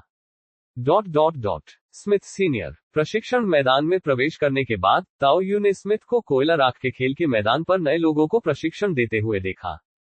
छोटे समूह को देखकर ऐसा लग रहा था कि वे संभवतः मुफ्त चीजें चाहने वाले लोगों का एक समूह थे। ताओ यू जूनियर, हाँ, बिल्कुल सही समय है। चलो, उन्हें दिखाओ कि तुम्हारे पास क्या है। स्मिथ ने मुस्कुराकर ताओ यू का अभिवादन किया और फिर ताओ यू की उम्र के लोगों के एक समूह को संबोधित करने के लिए मुड़े। एड्स बाय पब फ्यूचर, ये वही ताओ यू जूनियर है जिसके बारे में मैंने आपको बताया था, आपके कई बैचों में सबसे प्रतिभाशाली छात्र। उसने न केवल स्टांस स्किल में महारत हासिल की है, बल्कि 5 गेट बॉक्सिंग तकनीकों के क्षेत्र में भी प्रवेश किया है और यहां तक कि उसका क्रेन रूप भी लेवल 3 तक पहुंच गया है। स्मिथ के शब्दों ने कई प्रशिक्षुओं को ताओ यू की ओर जिज्ञासा से देखने पर मजबूर कर दिया। ताओ यू ने यहाँ हुनर सीखा था और स्मिथ उसकी प्रतिभा की वजह से उसकी देखभाल कर रहा था या नहीं, लेकिन वह उसके साथ बहुत अच्छा व्यवहार करता था। इसलिए स्वाभाविक रूप से ताओ यू मदद करने के लिए तैयार था। आप में से ज्यादातर लोग नए विकास क्षेत्र से होंगे। वानलियू डोजो के कौशल सभी काफी बेहतरीन है। अगर आप 5 रूपों को एक साथ प्राप्त कर सकते हैं और अपने क्यूई ब्लड को भी बनाए रख सकते हैं, तो ये आउटर सिटी के लिए उपलब्ध सबसे मददगार कौशल है। इस अवसर को बर्बाद मत करो, ताओ यू ने क्रेन रूप का प्रदर्शन करते हुए कहा। हालांकि उन्होंने जानबूझकर ये दिखावा नहीं किया, उन्होंने तो बस अपने अभ्यास पद्धति के त्वरण प्रभाव का उपयोग करते हुए एक सेट का प्रदर्शन किया। हालांकि ताओ यू ने कोई मुट्ठी इरादा सक्रिय नहीं किया और मानक आंदोलनों का प्रदर्शन किया, फिर भी उसके प्रदर्शन ने स्मिथ को आश्चर्यचकित कर दिया, जो आश्चर्य से देख रहा था। ताओ जूनियर, क्या ये लव 4 है? स्मिथ का सबसे शक्तिशाली रूप क्रेन था, जो लव 4 के स्तर पर था, जिससे उन्हें एक विशिष्ट आकर्षण प्रदर्शित करने की अनुमति मिली। इस प्रकार उसके पास इस तरह के कौशल की सराहना करने की क्षमता थी, और हालांकि ताओ यू का क्रेन रूप केवल लव 3 था, देवत्व के साथ आने वाला आकर्षण वास्तव में मौजूद था। हाँ, मैं भाग्यशाली था, मैंने एक बड़े शॉट में मदद की, और अच्छी रकम बनाई। मुझे इस बार वास्तव में ये सब अच्छी तरह से पचाने की जरूरत है। ताओ यू अंततः श्वास तकनीक सीखने जा रहा था, और 5 रूपों को एक के रूप में निस्संदेह जाना जाता था, इसलिए अब इसका उल्लेख करना भी एक पूर्व निवारक उपाय था। उसी समय ताओ यू के शब्दों ने वहां उपस्थित सभी लोगों की ईर्ष्या अर्जित कर दी। स्मिथ सीनियर व्यस्त हैं, इसलिए मैं अभ्यास के लिए जा रहा हूं। आगे बढ़ो, शुभकामनाएं। स्मिथ का चेहरा मुस्कुराहट से भरा हुआ था। ताओ यू स्वाभाविक रूप से प्रतिभाशाली था, और अब उसे बड़ी जीत के साथ किस्मत का साथ भी मिला था, जो दर्शाता है कि उसकी ताकत में अभी भी सुधार हो सकता है। इस तरह के रिश्ते को अच्छी तरह से बनाए रखना था। डाह करना, बेशक कुछ तो थे। हर किसी के विचार और धारणाएं बहुत जटिल होती हैं, लेकिन स्मिथ की तर्कसंगतता ने उन्हें ईर्ष्या की ऐसी भावनाओं को आसानी से दबाने की अनुमति दी। ताओ यू अगले दरवाजे पर परिचित कैफेटेरिया में गया, जहां वह शेफ से अच्छी तरह परिचित था, जो पहले से ही एक्सेलरेशन के इस्तेमाल से उसकी बढ़ी हुई भूख के आदी थे। ताओ यू ने पूरी लगन से अभ्यास किया। क्यूटोनिक सूप के लाभ डिब्बाबंद भोजन को चबाने से कहीं अधिक थे। यद्यपि इसमें कुछ युआन बल खर्च हुआ, लेकिन यह पूरी तरह से इसके लायक था। पूर्णकालिक अभ्यास करना हमेशा अन्य कार्यों को निपटाने से बेहतर रहा है। विशेषकर अब, जब युआन बल प्रचुर मात्रा में था, तो उसने बिना किसी दूसरे विचार के त्वरण का उपयोग किया। ताओ यू ने शाम तक लगातार अभ्यास किया। उसके शरीर से पसीना लगभग निकल चुका था, और क्यूटोनिक सूप का तरल पदार्थ वाष्पित हो चुका था। प्रशिक्षण की दक्षता वास्तव में उससे कहीं अधिक थी, जिसे वह एबिस में एक साथ कई कार्य करते हुए प्रबंधित करने में सक्षम था। पब फ्यूचर द्वारा विज्ञापन। हर क्षण वह अपने शरीर पर एक झुनझुनी सनसनी महसूस कर सकता था, तथा बुनियादी श्वास विधि के दूसरे स्तर के देवत्वीकरण से अपने फेफड़ों और अंतड़ियों में सुधार का अनुभव कर सकता था। वह अनुभूति, मानो उसके पूरे शरीर का हर छिद्र प्रत्येक गति के साथ सांस ले रहा हो, ताओ यू को इतनी गहराई से डुबो गई कि उसे समय का सारा बोध ही खो गया। 5 रूप एक साथ, सचमुच अद्भुत। बगल से प्रशंसा की एक आह निकली, और ताओ यू ने धीरे धीरे सांस छोड़ते हुए अपना अंतिम रुख पूरा किया। फिर उसने अपने बगल में अधेड़ उम्र के आदमी को देखा, जिसके चेहरे पर एक जटिल भाव था। ये वानलियू डोजो का प्रमुख लियू यी था। प्रमुख लियू, नमस्ते। मैंने पहले स्मिथ को देखा था, और उन्होंने कहा था कि आप क्रेन फॉर्म के स्तर 4 तक पहुंच गए हैं, लेकिन किसने सोचा होगा कि आप पहले से ही 5 फॉर्म में महारत हासिल कर चुके हैं। प्रभावशाली, वास्तव में प्रभावशाली। लियू यी ने ताओ यू को देखा, उसके चेहरे पर एक विचारशील भाव झलक रहा था, और एक क्षण बाद उसने ताओ यू से कहा, युवा भाई ताओ, मैं तुम्हें खोजने आया हूं, और तुम्हें शायद पता भी होगा कि क्यों। ये सुनकर ताओ यू सचमुच हैरान रह गया। क्या विचार है? क्या ये है कि सन शिकिंग अभी अभी वापस आया है, और आपको बधाई दी है? या उसने आपको बधाई देने के लिए कोई संदेश भेजा है?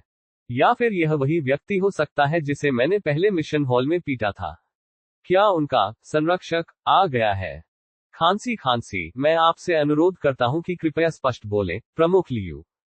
तुम अभी भी थोड़े बहुत आवेगी हो, लेकिन हम जैसे युवा मार्शल कलाकारों के लिए, जो जोरदार क्यूई ब्लड से लैस है, अपने दिल में भावनाओं की उस सांस को बाहर निकालना सामान्य बात है। बस इतना है कि तुमने इस बार काफी परेशानी खड़ी कर दी है, और वे पहले ही मेरे पास आ चुके हैं। लियू यी ने हार मानकर अपना सिर हिलाया, और उसके शब्दों से ताओ यू को समझ में आ गया कि एक विचार होने का क्या मतलब है। उन्होंने सिर हिलाया और कहा, कार्रवाई करने से पहले मैंने गार्ड से पूछा था, और उसने मौके पर ही अपनी गलती स्वीकार कर ली थी, इसलिए इसमें कोई समस्या नहीं होनी चाहिए। बाहरी शहर में नियम बहुत विस्तृत नहीं है, वे लचीले हैं, और ताओ यू की हरकतें, हालांकि गंभीर थी, वास्तव में कानून की सीमाओं के भीतर थी। अगर यह सिर्फ वह होता, या सिर्फ वाइल्ड वुल्फ गैंग होता, तो यह कोई बड़ी बात नहीं होती। आपके सुरक्षा दल में भी संपर्क है। दक्षिणी जिले का वह उप प्रमुख मुझसे व्यक्तिगत रूप से मिलने भी आया था, और मुझसे आपकी देखभाल करने के लिए कहा था। लियू यी के शब्दों ने ताओ यू को आश्चर्यचकित कर दिया, जिसने यह उम्मीद नहीं की थी कि अंकल हु विशेष रूप से यहां आएंगे। लौटने के बाद से उन्होंने उसे नहीं देखा था, और सुरक्षा टीम के कार्यवाहक उप प्रमुख के रूप में अंकल हु का मुख्य काम अब वर्तमान दुनिया में होना चाहिए, जो उनके माता पिता के काम के ठीक विपरीत है। हम अंकल हु अच्छे इंसान हैं। इस बार क्या स्थिति है? ताओ यू ने पूछा, मानो सलाह मांग रहा हो। इनर सिटी के एक नए जिले से एक पायनियर और वास्तव में आपके अपने दौर से कोई। हालांकि गंभीर रूप से घायल होने के साथ उनकी भविष्य की उपलब्धियां सीमित हैं, वे अभी भी इनर सिटी से हैं और उनके रिश्तों का नेटवर्क बना हुआ है। लियू यी ने एक क्षण विचार किया और फिर गंभीर स्वर में ताओ यू से कहा, पब फ्यूचर द्वारा विज्ञापन। हालांकि मैं वास्तव में आपकी प्रतिभा की प्रशंसा करता हूं और यदि आप हमारे वानलियू डोजो में शामिल होने के लिए तैयार हैं, तो मैं इस मामले को सुलझाने के लिए अंकल हु के साथ मिलकर काम कर सकता हूं। आपको मेरे डोजो की गुप्त तकनीकों को सीखने का मौका भी मिल सकता है। लियू यी की आंखें ईश्वरीयता से भरी हुई एक रोशनी से चमक रही थीं, ठीक उसी तरह जैसे तब हुआ था जब ताओ यू ने पहली बार ध्यान तकनीक में प्रगति की थी और वह इसे नियंत्रित नहीं कर सका था। ताओ यू वास्तव में लियू यी की दुविधाओं और उसके अच्छे इरादों दोनों को समझ सकता था। उन्होंने महसूस किया होगा कि स्थिति मुश्किल थी, लेकिन जब वे ताओ यू को खोजने आए तो पांचों रूपों को एक रूप में देखकर उन्होंने शायद सोचा होगा कि ताओ यू की प्रतिभा इस शैली के लिए बहुत उपयुक्त थी और उनकी क्षमता में निवेश करना उचित था। सामान्य परिस्थितियों में यह एक बहुत बड़ा अवसर होगा। आखिरकार डोजो में काम करने से होने वाली आय कम नहीं मानी जाती। स्मिथ और यी वेई जैसे सहकर्मियों ने डोजो के लिए सेवाएं प्रदान की, लेकिन अब ताओ यू ने पहले ही विकास क्षेत्र में अपनी जड़ें जमा ली थीं, जहां अवसर और आय दोनों ही डोजो द्वारा दी जाने वाली पेशकश की तुलना में स्पष्ट रूप से परे थे। ताओ यू के लिए, जिसकी युआन फोर्स की बहुत मांग थी, खुद को यहां सीमित रखना संभव नहीं था। लियू यी की नजरों को देखते हुए ताओ यू ने आह भरी। वह जानता था कि कब आभारी होना चाहिए, भले ही दूसरे पक्ष की दयालुता उसकी प्रतिभा से उपजी हो, फिर भी यह नेक इरादे से ही थी। एक पल के लिए अपने शब्दों को तौलने के बाद उसने कहा, मैं मुखिया के उदार प्रस्ताव के लिए बहुत आभारी हूँ। डोजो मेरे लिए एक महत्वपूर्ण मदद रही है और मुझे वहां का वातावरण पसंद है, लेकिन नए विकास क्षेत्र में मुझे फ्लोटिंग सिटी के दो महत्वपूर्ण व्यक्तियों की सहायता करनी है। इससे पहले यी वेई और स्मिथ के साथ व्यवहार करते समय ताओ यू ने स्पष्ट बात नहीं की थी, लेकिन हेड लियू द्वारा इतनी सद्भावना दिखाने के बाद ताओ यू ने अधिक स्पष्ट बात की। इस कथन से लियू यी की पुतलियां थोड़ी सिकुड़ गईं और एक पल के लिए उसके चेहरे ने उसके धैर्य को प्रकट कर दिया। एक पल के बाद वह अपने संतुलन में वापस आ गया। फ्लोटिंग सिटी से दो आकृतियां। तब मुझे मानना पड़ेगा कि मेरा मंदिर उन्हें रखने के लिए बहुत छोटा है। बधाई हो, बधाई हो। लियू यी ने ताओ यू के इनकार को गंभीरता से नहीं लिया, इसके बजाय उसने प्रसन्नतापूर्वक बधाई दी। इसमें कोई आश्चर्य नहीं कि तुमने इतनी जल्दी इसमें महारत हासिल कर ली। अगर यह उन दोनों की बात है तो सब कुछ समझ में आता है। जब मैं वापस आऊंगा तो मुझे डोजो में अभ्यास करने में मजा आएगा, इसलिए अगर कोई मानद पद उपलब्ध है तो मुझे निश्चित रूप से कोई आपत्ति नहीं होगी। ताओ यू ने बदले में कुछ देने की पेशकश करते हुए समझाया, क्योंकि उसे बाद में निश्चित रूप से श्वास तकनीक सीखने की आवश्यकता होगी। डोजो से सीधे शिष्य की पहचान होने से हेड लियू को अपनी गरिमा बनाए रखने में भी मदद मिलेगी। लियू यी ने ताओ यू को एक अर्थपूर्ण नजर से देखा और फिर हंसा। बेशक इसमें कोई समस्या नहीं है और मुझे अभी भी लगता है कि आपको एक सच्चा शिष्य माना जाना चाहिए। जब अवसर आएगा तो मैं आपको असंख्य धाराओं वाली श्वास तकनीक सिखा सकता हूँ। इस जवाब से ताओ यू अजीब तरह से मुस्कुराया। ऐसा लगता है उसे देख लिया गया था। बाहरी शहर में ऊंचा स्थान पाने और सबसे बेहतरीन डोजो में से एक होने के लिए, शिकार करने वाले कुत्तों के क्षेत्र पर हावी होने के लिए हेड ने तूफानों और लहरों का सामना किया था। उसके लिए यह अनुमान लगाना सामान्य से ज्यादा था कि क्या हो रहा था। असंख्य धाराओं की श्वास तकनीक बाहरी शहर में एक गहन गुप्त रहस्य है, तथा यह ऐसी चीज नहीं है जो आपको आंतरिक शहर में हर सड़क के कोने पर मिलेगी। लेकिन फ्लोटिंग सिटी की उन दो आकृतियों के लिए यह वास्तव में एक सरल मामला था। और हेड ने स्वयं कोई स्पष्ट नहीं कहा। उन्होंने केवल इतना कहा कि जब अवसर आएगा जिससे वास्तव में ये पता चलता है कि वे चतुर हैं। जहां तक उस परेशानी का सवाल है जिसका उन्होंने पहले उल्लेख किया था। क्या समस्या? जैसा कि ताओ यू ने कहा, समस्या वास्तव में दूसरी तरफ है। NOWELLBEIN.CO प्रमुख, क्या आपको इनर सिटी के उस संरक्षक के बारे में कोई जानकारी है? आखिरकार युवा मास्टर सन शायद कुछ दिनों तक अपना टर्मिनल लेने वापस नहीं आएंगे और मैं उन्हें इन मामलों से परेशान नहीं करना चाहता। ताओ यू ने सहजता से आगे पूछा, क्योंकि उसके मन में पहले से ही कुछ अनुमान थे। इस बीच हेड लियू ने बेपरवाही से अपना हाथ हिलाया और कहा, उसे हर बात पर परेशान करने की कोई जरूरत नहीं है। ये वास्तव में कोई बड़ी बात नहीं है, ये तो बस एक रीढ़ तोड़ने वाला कुत्ता है जो हताशा में खुद को बचाने की कोशिश कर रहा है। ताओ यू के मन में कुछ अनुमान थे, और डोजो मास्टर की बातें सुनने के बाद उसे पूरी तरह से यकीन हो गया कि उसे ढूंढने वाला कुलीन कौन था। विनो, इनर सिटी का वह जीवित व्यक्ति जिसके साथ उसने पहली बार रसातल में प्रवेश किया था, वह व्यक्ति जिसे एक एलियन ने पकड़ लिया था और उसका परजीवी बना दिया था, फिर भी वह किसी तरह जीवन से चिपके रहकर जीवित रहने में सफल रहा था। अब ऐसा लग रहा था कि उसे बचा लिया गया है। इतनी गंभीर चोटों के साथ और अब इधर उधर कूदने में सक्षम होने के कारण इनर सिटी के चिकित्सा मानक वास्तव में उच्च थे। आत्म बचाव, ऐसा लगता है कि वह शायद अभी भी एलियन घोंसले में है। अब 1 महीने से अधिक समय हो गया है ना? वह अभी तक वापस नहीं गया है। ताओ यू ने आह भरी।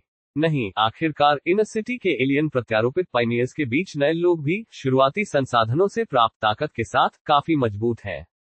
कुछ और महीने जीवित रहना कोई बड़ी समस्या नहीं है, लेकिन यह अनिश्चित काल तक नहीं चल सकता है।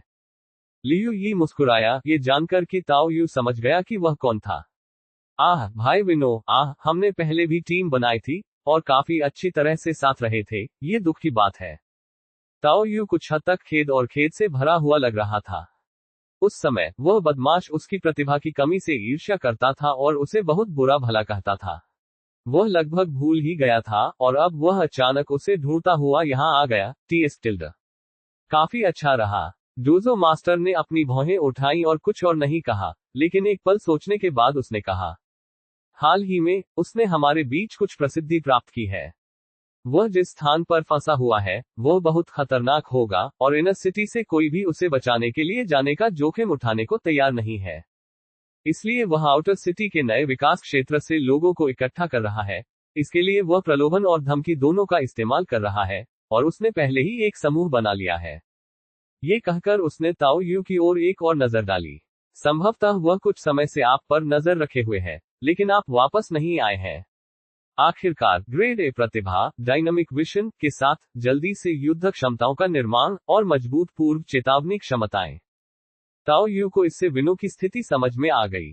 चाहे इनर सिटी हो या आउटर सिटी, दोनों ही स्थान काफी व्यवहारिक है।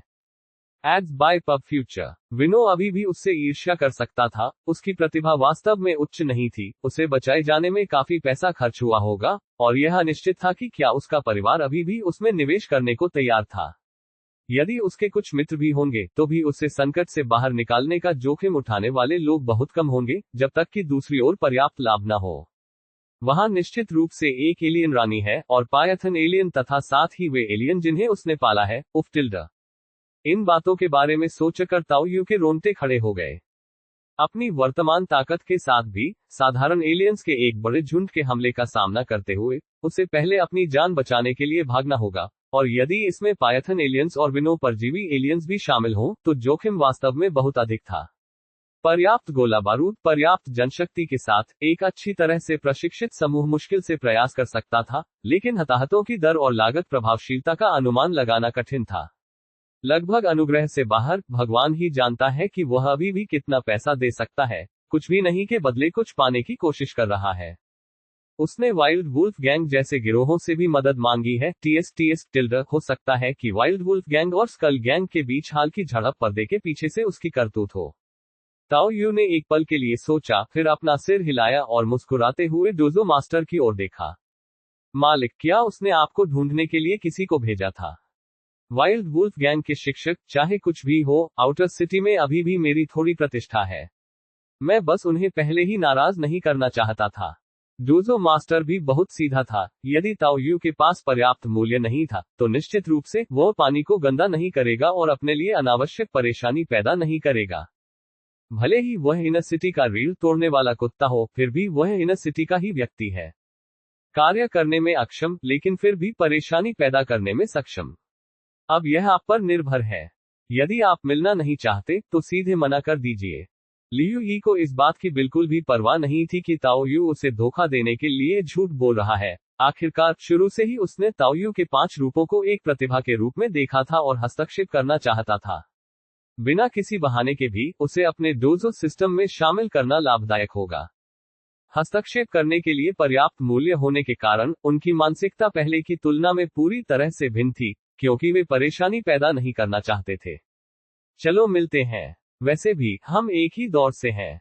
वह निश्चित रूप से सिर्फ बेकार की बातें करके मेरी मदद नहीं मांगना चाहता, है ना? ताओ यू के पास अधिक विकल्प थे और स्वाभाविक रूप से आत्मविश्वास भी था। Ads by pub future. अगर विनो को उसकी मदद चाहिए थी, तो अगर समय सही था तो थोड़ी मदद करना असंभव नहीं था। बस ये पता नहीं था कि वह कितनी कीमत चुकाने को तैयार था। बैठक की जगह लियू यी की अनोखी छोटी लकड़ी की झोपड़ी थी और ताओ यू का पहली बार वहां आना हुआ था। अंदर की सजावट बहुत ही सुंदर थी, कुछ हद तक चाय के कमरे की याद दिलाती थी। और वाइल्ड वुल्फ गैंग के सलाहकार ने ताओ यू की सलाहकार की पूर्वकल्पित छवि को पूरी तरह से पलट दिया। 1 मीटर 90 से अधिक की ऊंचाई के साथ उनका शरीर मांसपेशियों से भरा हुआ था, जो बहुत लोचदार लग रहा था, जिसमें शरीर में वसा का प्रतिशत बहुत कम था। वह कुछ हद तक ताओ यू के साथ ही पांडा की शैली में था, लेकिन पांडा की 2 मीटर 30 इंच की ऊंची कद काठी भी अधिक अतिरंजित थी। ओह, शायद वह वाइल्ड वुल्फ गैंग में सबसे ज्यादा पढ़ सकता है, तो वह तीसरा भाई सलाहकार की भूमिका भी निभा सकता है। थोड़ा धीमा है ना? बलिष्ठ सलाहकार की आंखें कुछ चमक उठी। क्या मिस्टर जिन मुझे अपना काम करना सिखाना चाहते हैं? लियू यी की अत्यंत दबंग प्रतिक्रिया ने बलिष्ठ सलाहकार को कांपने पर मजबूर कर दिया, फिर उसने तुरंत अपना रुख नीचे कर लिया। मेरी हिम्मत कैसे हुई? मास्टर लियू आउटर सिटी में बेजोड़ है। अगर गिरोह का नेता भी आ जाए, तो वह आपको ये बताने की हिम्मत नहीं करेगा कि आपको अपना काम कैसे करना है। हम सिर्फ एक प्रतिबद्धता का सम्मान कर रहे हैं।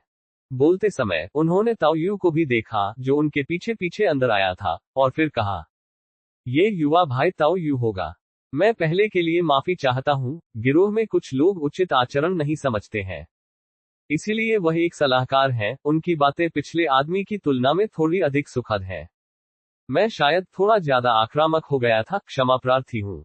जहां हितों का मामला शामिल नहीं था, वहां ताओ यू ने मौखिक लाभ भी नहीं उठाया, बल्कि गहरा खेद व्यक्त करने का नाटक किया। फिर उन्होंने पहल करते हुए कहा, डोजो मास्टर ने पहले ही इसका संक्षेप में उल्लेख किया था। वास्तव में, यदि आपने पहले कहा होता कि आप किसी की तलाश कर रहे हैं, तो विनो बड़े भाई और मैं काफी अच्छी तरह से मिल जाते थे। Ads by pub future. ताओ यू के शब्दों ने सलाहकार जिन के मुंह के कोने को झकझोर दिया। ये केवल इसलिए था क्योंकि नियोक्ता ने कहा था कि थोड़ा सख्त होना जरूरी हो सकता है, इसलिए उन्होंने ऐसा किया।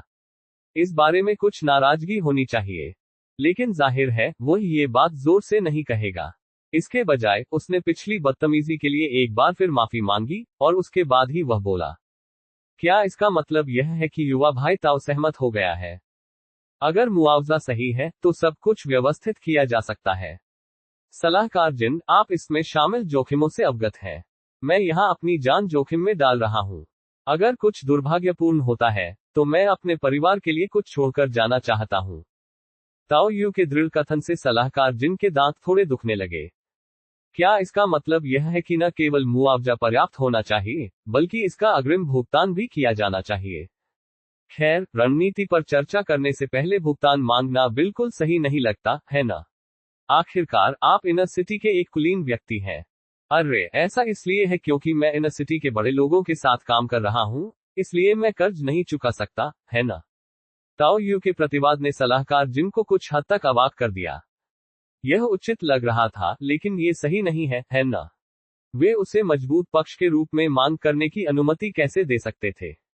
हर चीज पर बातचीत हो सकती है, जब तक हमारा लक्ष्य एक है, तब तक कोई समस्या नहीं होगी। सलाहकार जिन हिचकिचा रहे थे, कोई भी व्यापक वादा करने का साहस नहीं कर पा रहे थे। यही सही है। चलो बैठो और अच्छी तरह से बात करो, सब कुछ हल हो सकता है। ताओ यू हमारे डोजो का प्रतिभाशाली व्यक्ति है और जल्द ही एक सच्चा शिष्य बन जाएगा। हम उसके साथ बुरा व्यवहार नहीं कर सकते। इसके बाद लियू यी ने ताओ यू का पक्ष मजबूत करने के लिए बात की। ये स्पष्ट था कि वानलियू डोजो के डोजो मास्टर के इन शब्दों ने सलाहकार जिन पर और अधिक दबाव डाल दिया। क्या वानलियू डोजो इन मुश्किल हालातों में अपना हाथ डालना चाहता है? टस्क, ऐसा लगता है कि इसके लिए उन्हें सचमुच कुछ खून बहाना पड़ेगा। सलाहकार जिन, एक बात स्पष्ट कर दें, आप विनो बड़े भाई से सीधे कह सकते हैं, हम बाहरी शहर से आए कीचड़ उछालने वाले लोग केवल अपनी जान जोखिम में डालकर ही ऊपर चढ़ सकते हैं, और हमें उन्हें लाइन पर रखने में कोई आपत्ति नहीं है। लेकिन मुझे ग्रेड ए की प्रतिभा आसानी से नहीं मिली, मैं अपने पूरे परिवार की उम्मीद हूँ। मेरी जिंदगी दांव पर लगी है और इसकी अच्छी कीमत मिलनी चाहिए। ताओ यू ने धार्मिकता से बात की, फिर भी उसके शब्द उचित और उचित थे। आखिरकार वह इनर सिटी के रईसों से निपट रहा है। अपनी खाल बचाने के लिए उन्हें कुछ अच्छे लाभ देने में सक्षम होना चाहिए, क्या आपको नहीं लगता? किसी भी स्थिति में पहले भुगतान प्राप्त करें और लाभ हाथ में लें, फिर देखें। जाने या न जाने का सवाल है। मैं अपनी बात का पक्का आदमी हूं, मैं लोगों की विपत्तियों से निपटने के लिए उनका पैसा लेता हूं। लेकिन यदि नियोक्ता की नौकरी से पहले ही मृत्यु हो जाए, तो न जाने के बारे में कुछ नहीं किया जा सकता, है ना? सादा पाठ। युवा भाई ताओ, मैं आपकी बातें आगे बढ़ाऊंगा, लेकिन आप कितना लाभ प्राप्त करना चाहते हैं, यह अभी भी आपके अपने मूल्य पर निर्भर करता है। मास्टर जिनको अभी भी विदा लेनी थी, वे निर्णय लेने वाले नहीं थे। बॉस, देर हो रही है, मैं भी वापस जा रहा हूं। मास्टर जिन के चले जाने के बाद ताओ यू ने भी लियू यी को विदाई दी। अपने रास्ते पर सावधान रहो। मैं करूंगा। जब अगले कुछ दिनों में आपके पास समय हो, तो आइए और मैं आपके सच्चे शिष्य होने की घोषणा करूंगा। लियू यी ने ताओ यू के कंधे पर थपथपाया। धन्यवाद बॉस, मैं करूंगा। ताओ यू ने कुछ क्यू रिप्लेनिशिंग पिल्स ली, फिर वानलियू डोजो छोड़ दिया। जैसे ही वह डोजो से बाहर निकला, उसने देखा कि कोई उसे देख रहा है, लेकिन उसने इस पर ज्यादा ध्यान नहीं दिया। आसमान पहले से ही धुंधला था और क्षितिज पर धूसर धुंध ने इसे और भी उदास बना दिया। अंधेरे वातावरण के साथ बुलेट टाइम ने सुनिश्चित किया कि बाहरी शहर में सुरक्षा काफी अधिक थी, जब तक कोई सतर्क रहे। फिर भी ताओ यू ने यह नहीं सोचा था कि विनो, जो बचाव अभियान के लिए उसकी मदद चाहता था, जल्दबाजी और मूर्खतापूर्ण तरीके से काम करेगा। वास्तव में ऐसा लग रहा था कि वे लोग उसे ध्यान से देख रहे थे और फिर वॉकी टॉकी पर बात करने लगे। जब ताओ यू घर से बाहर निकला, तो उसने देखा कि पांडा की मोटरसाइकिल जैसी एक बड़ी पंख मोटरसाइकिल सड़क से सीधे उसकी ओर आ रही है। पांडा की बाइक की तुलना में इस बाइक पर कुछ अतिरिक्त हथियार भी लगे हुए थे। आगे की तरफ घूमने वाली मशीन गनें थीं, टायरों के किनारों पर कीलें लगी थीं, तथा टक्कर मारने के लिए आगे की तरफ एक स्टील प्लेट लगी थी। इसमें केवल 2 पहिए थे, फिर भी यह एक टैंक की तरह हिंसक उपस्थिति प्रकट करता था। जैकेट पहने और पांडा से थोड़े ही छोटे कद के, थके हुए और कुछ हद तक क्षीण विनो मुंह में सिगार दबाए शीर्ष पर बैठे थे, उनके चेहरे की खुरदरी त्वचा अभी भी क्रूर दिख रही थी। ताओ यू को देखकर विनो ने सिर हिलाया। आश्चर्य की बात है कि आपने मायरियट स्ट्रीम्स के 5 फॉर्म भी सीख लिए हैं। चलो आपके भुगतान के बारे में बात करते हैं। Ads by pub future. बोलने के बाद उसने बाइक को रोक दिया, जो पैरों या स्टैंड की आवश्यकता के बिना अपने टायरों पर सीधी खड़ी रही, जिससे ताओ यू ने उसे दूसरी बार देखने के लिए प्रेरित किया। इधर उधर देखने पर पता चला कि जंगली भेड़िया गिरोह के कुछ सदस्यों ने क्षेत्र को खाली करना शुरू कर दिया था और वहां मौजूद दर्शकों को भगा दिया था, और किसी को एक शब्द भी बोलने की हिम्मत नहीं हुई। भाई विनो, तुम अपनी चोटों से उबर गए हो, है ना? पिछली बार जब मैंने तुम्हारी हालत देखी थी तो मैं बहुत चिंतित था। ताओ यू ने विनो का मुस्कुराहट के साथ स्वागत किया, जिससे विनो का मुंह अनायास ही फड़क उठा।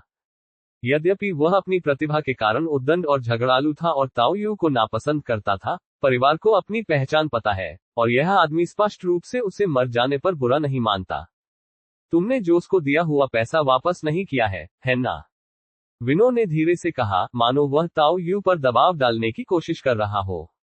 ताओ यू और अन्य लोगों का गुलाम बनकर भाग जाना कुछ ऐसा था जिसके बारे में वह वास्तव में कुछ नहीं कर सकता था, क्योंकि उन्हें अभी तक तोप के चारे में नहीं डाला गया था। पूरी व्यवस्था हैसियत और शक्ति पर आधारित थी। लेकिन ताओ यू द्वारा पैसे उधार लेना एक ठोस तथ्य था। मैंने इसे वापस चुका दिया है। ताओ यू ने दूसरे की बातों पर ध्यान नहीं दिया, क्योंकि कर्ज जोस का था और जोस की मृत्यु के बाद कोई सबूत नहीं था। यद्यपि उच्च पदों पर बैठे लोगों को अक्सर कई मुद्दों के लिए सबूत की आवश्यकता नहीं होती है, लेकिन ताओ यू वास्तव में ऐसे निराधार आरोपों से नहीं डरता था। आपने जो पैसा दिया है, वह मेरा नहीं है, इसलिए मुझे परवाह नहीं है कि आपने इसे वापस किया है या नहीं। यह मुझे जोस के माता पिता से इस बारे में बात करने से नहीं रोकता है। तो फिर आगे बढ़ो और उन्हें बताओ। ताओ यू पूरी तरह से निडर था। जब उनका सामना विनो से हुआ था तो उन्हें सचमुच कम प्रोफाइल रखना पड़ा था। लेकिन अब वह ऐसा क्यों करे?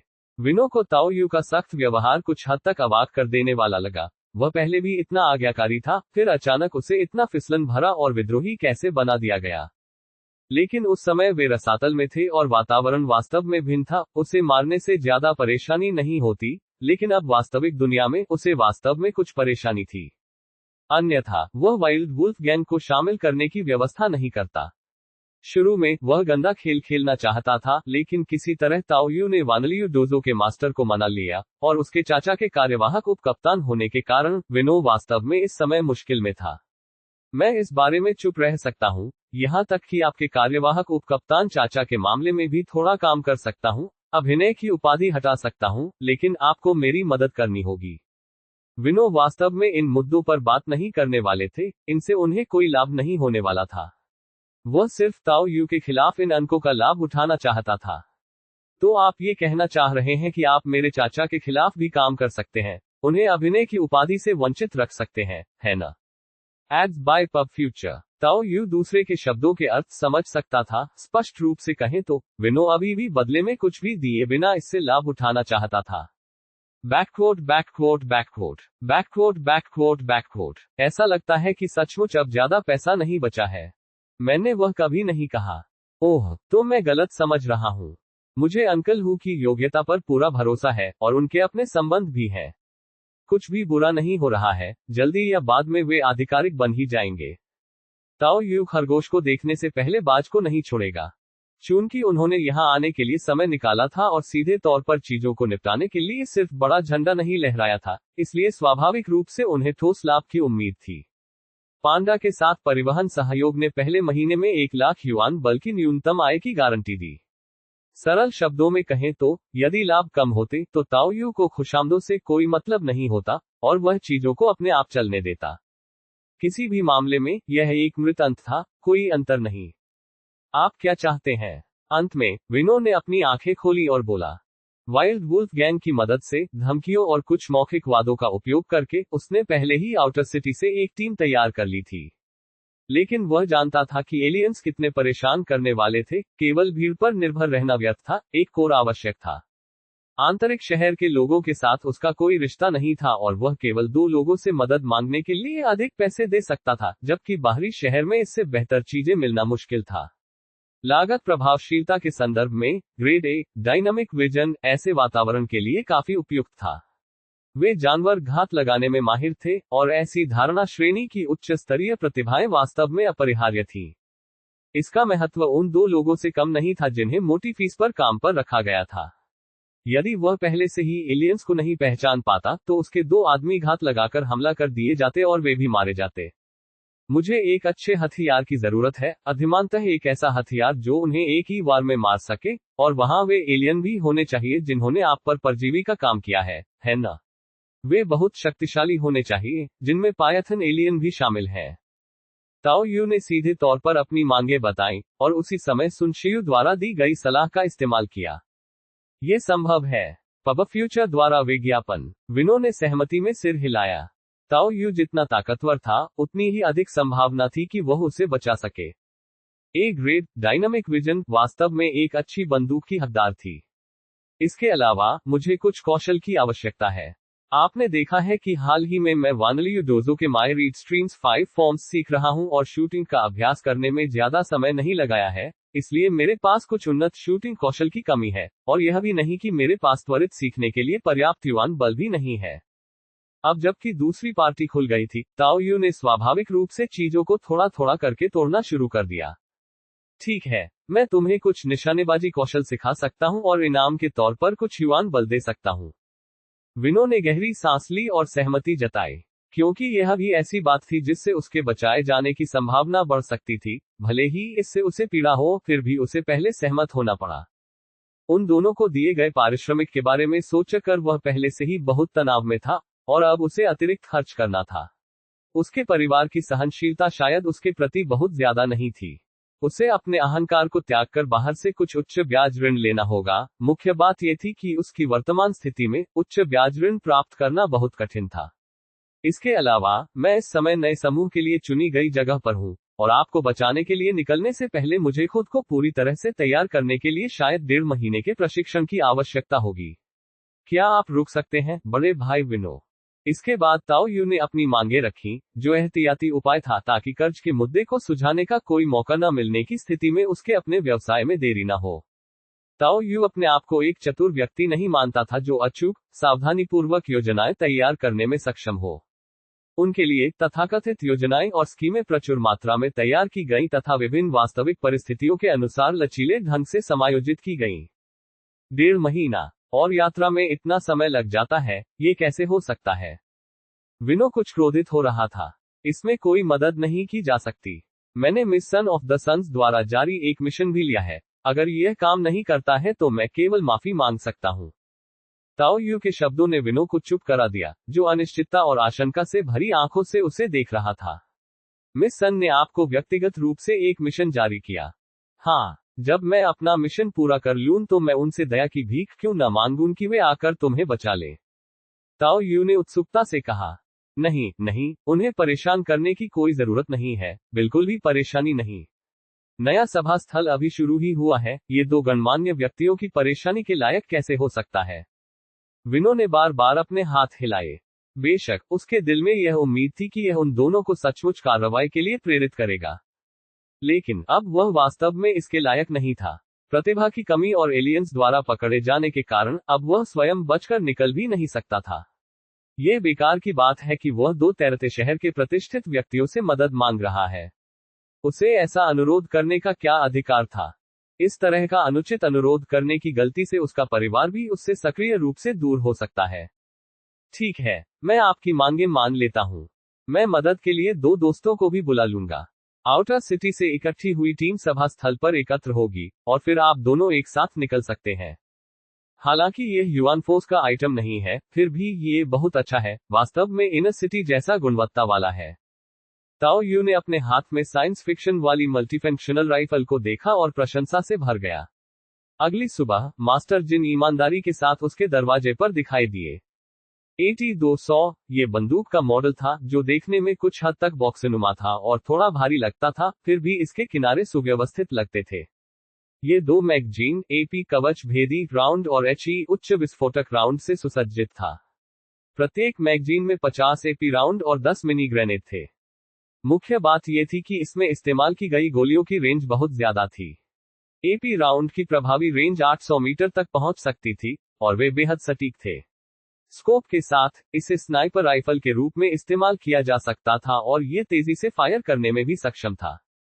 मिनी ग्रेनेड 200 मीटर की दूरी तक मार कर सकते थे। इसकी मुख्य विशेषता इसकी व्यापक कार्यक्षमता थी। ये कहा जा सकता है कि यह बहुउद्देशीय राइफल के लिए प्राथमिक हथियार के रूप में काफी उपयुक्त है। वारलॉर्ड का साइडआर्म एक पिस्तौल के लिए पर्याप्त है, यह एक अच्छा पूरक है। ताओ यू ने एक दूरबीन लगाए, राइफल उठाए और उसे कुछ बार तेजी से निशाना बनाया। उसे इस्तेमाल करना बहुत आसान लगा। नकारात्मक पक्ष ये था कि AP राउंड की कीमत 3 युआन बल अंक थी, और HE राउंड की कीमत 10 युआन बल अंक थी। ज़ॉम्बीज को खत्म करने के लिए यह निश्चित रूप से अनावश्यक है। इस बिंदु पर, वारलॉर्ड के साइडआर्म की हवा में गोलियों को धीरे धीरे ठीक करने की क्षमता का लाभ स्पष्ट हो गया। इसके अलावा, ताओ यू के पास युआन फोर्स अवशोषण कौशल का एक सेट भी था, जिसे 20 गोलियों में जोड़ा जा सकता था। हालांकि, ताओ यू ने अनुमान लगाया कि 10 अवशोषित करना उसके लिए पर्याप्त होगा। प्रत्येक गोली में लगभग 10 युआन बल था, और अवशोषण के बाद उसे सहज निशानेबाजी की क्षमता प्राप्त हुई। सहज शूटिंग, लव 1, भावना के आधार पर उच्च सटीकता वाले हमलों की अनुमति देता है। बुनियादी शूटिंग कौशल और मानसिक शक्ति जितनी अधिक होगी, प्रभाव उतना ही बेहतर होगा। इसमें कोई संदेह नहीं कि यह युआन फोर्स विशेषताओं वाला एक शूटिंग कौशल था जिसका सहायक प्रभाव बहुत अच्छा था और यह अत्यधिक व्यावहारिक था। देवत्व प्राप्ति की लागत भी अधिक नहीं थी, केवल 100 से कुछ अधिक। ताओ यू ने देवत्व प्राप्ति को पूरा करने में कोई संकोच नहीं किया। सहज शूटिंग संशोधित, लव 1, दुश्मन पर सबसे अच्छे शूटिंग स्पॉट को पहचान सकता है, और बुलेट स्टैकेबल में मानसिक शक्ति जोड़ सकता है। एड्स बाय पब फ्यूचर, बुनियादी शूटिंग के देवत्व के समान, लेकिन सर्वोत्तम शूटिंग बिंदुओं को पहचानने की अतिरिक्त क्षमता के साथ, तथा शूटिंग करते समय सहज अनुभूति को भी बढ़ाया गया है। हालांकि ताओ यू ने शूटिंग क्षमताओं में ज्यादा सक्रिय प्रशिक्षण नहीं लिया था, लेकिन अपनी प्रतिभा और इस नए कौशल से प्राप्त प्रोत्साहन के साथ, उन्होंने सोचा कि अब वह शूटिंग क्षमताओं में विशेषज्ञता वाले उच्च प्रतिभा वाले पायनियर के बराबर हो सकते हैं। इसमें कोई आश्चर्य नहीं कि वे कहते हैं कि गतिशील दृष्टि शीघ्र विकसित होती है। कुछ कौशलों के साथ संयुक्त एक अच्छी बंदूक आसानी से विस्फोटक क्षति पहुंचा सकती है और एक गतिशील तोपखाने में बदल सकती है। इसके बाद 5000 युआन फोर्स पॉइंट का चुंबकीय कार्ड दिया गया। कुछ न होने से तो ये बेहतर है। ताओ यू ने चुंबकीय कार्ड से युआन बल को अवशोषित करने के लिए अपना हाथ उठाया और अपने लाभ की पुष्टि करने के बाद उसने मास्टर जिन से भी बात की जो सामान देने आए थे। मुझे सामान मिल गया है मास्टर जिन, अब आप वापस जा सकते हैं। हाल ही में आप खोपड़ी गिरोह के साथ भिड़ रहे हैं, इसलिए आपको सतर्क रहना चाहिए। मैं अपने शूटिंग कौशल का अभ्यास करने और आग्नेयास्त्रों से परिचित होने जा रहा हूं। लंबे कद वाले मास्टर जिन ने एक सहज मुस्कान दिखाते हुए कहा। अब से भाई ताओ यू हम में से एक है। चिंता मत करो, हम ही खोपड़ी गिरोह के खिलाफ आक्रामक हैं। युवा मास्टर विनो हाल ही में यहाँ हमारी देखरेख कर रहे हैं। ओह, मैं समझ गया। भाई विनो के यहाँ होने से चिंता की कोई बात नहीं है।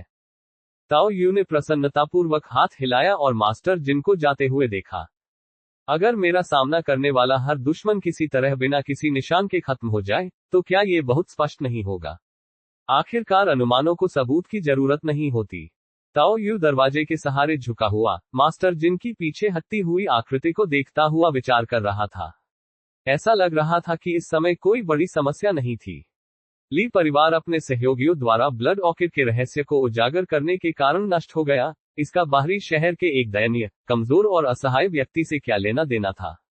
वाइल्ड वुल्फ गैंग और विनो ने स्कल गैंग को एक कोने में धकेल दिया, और इसका उससे कोई लेना देना नहीं था। वह उनका सहयोगी था, उनका साथी था। आज मैं ध्यान का अभ्यास करूंगा। अब सुधार काफी स्पष्ट है। कल ताओ यू एक कार्य सौंपने गया था और कुछ मामलों का सामना किया, इसलिए वह अभ्यास क्षेत्र में चला गया।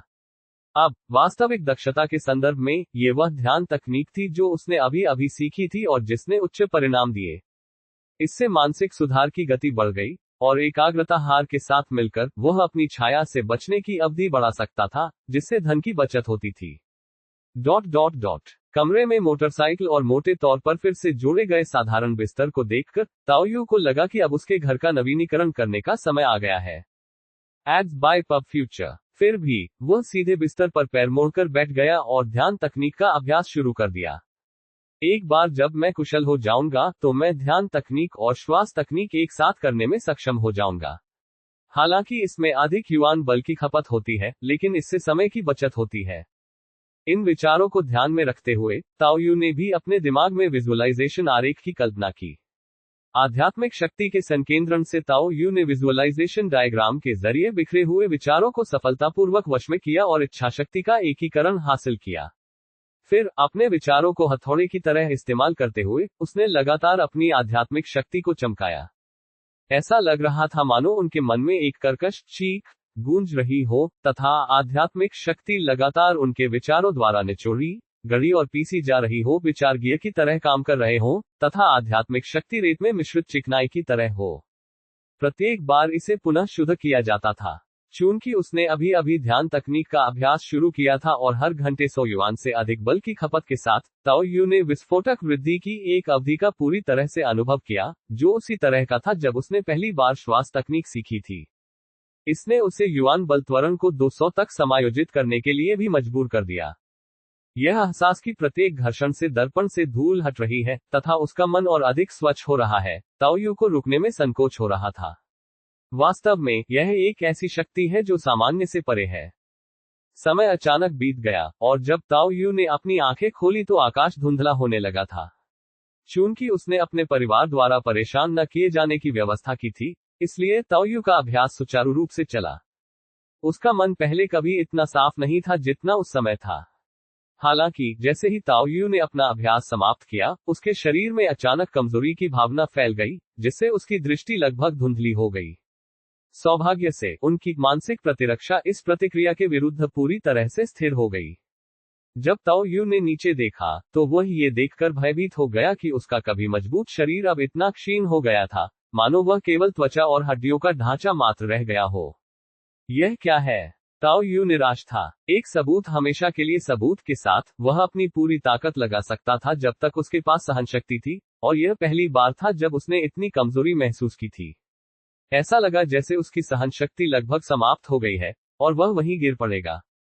यदि उन्होंने श्वास तकनीक का दूसरा देवत्वीकरण नहीं किया होता, जो शेष बची ऊर्जा को बनाए रखने के लिए मुक्त ऊर्जा को आकर्षित करता है, तो अब तक वे निष्क्रिय हो चुके होते। तब ताओ यू को वे शब्द याद आए जो सुन शियू ने उसे याद दिलाए थे जब उसने उसे पहली बार पढ़ाया था। Ads by pub future. आध्यात्मिक ऊर्जा क्यूई रक्त द्वारा पोषित होती है। आपने पहले ही क्यूई रक्त को समझ लिया है जिसका सहायक प्रभाव हो सकता है, लेकिन सावधान रहें कि इसे ज्यादा न करें।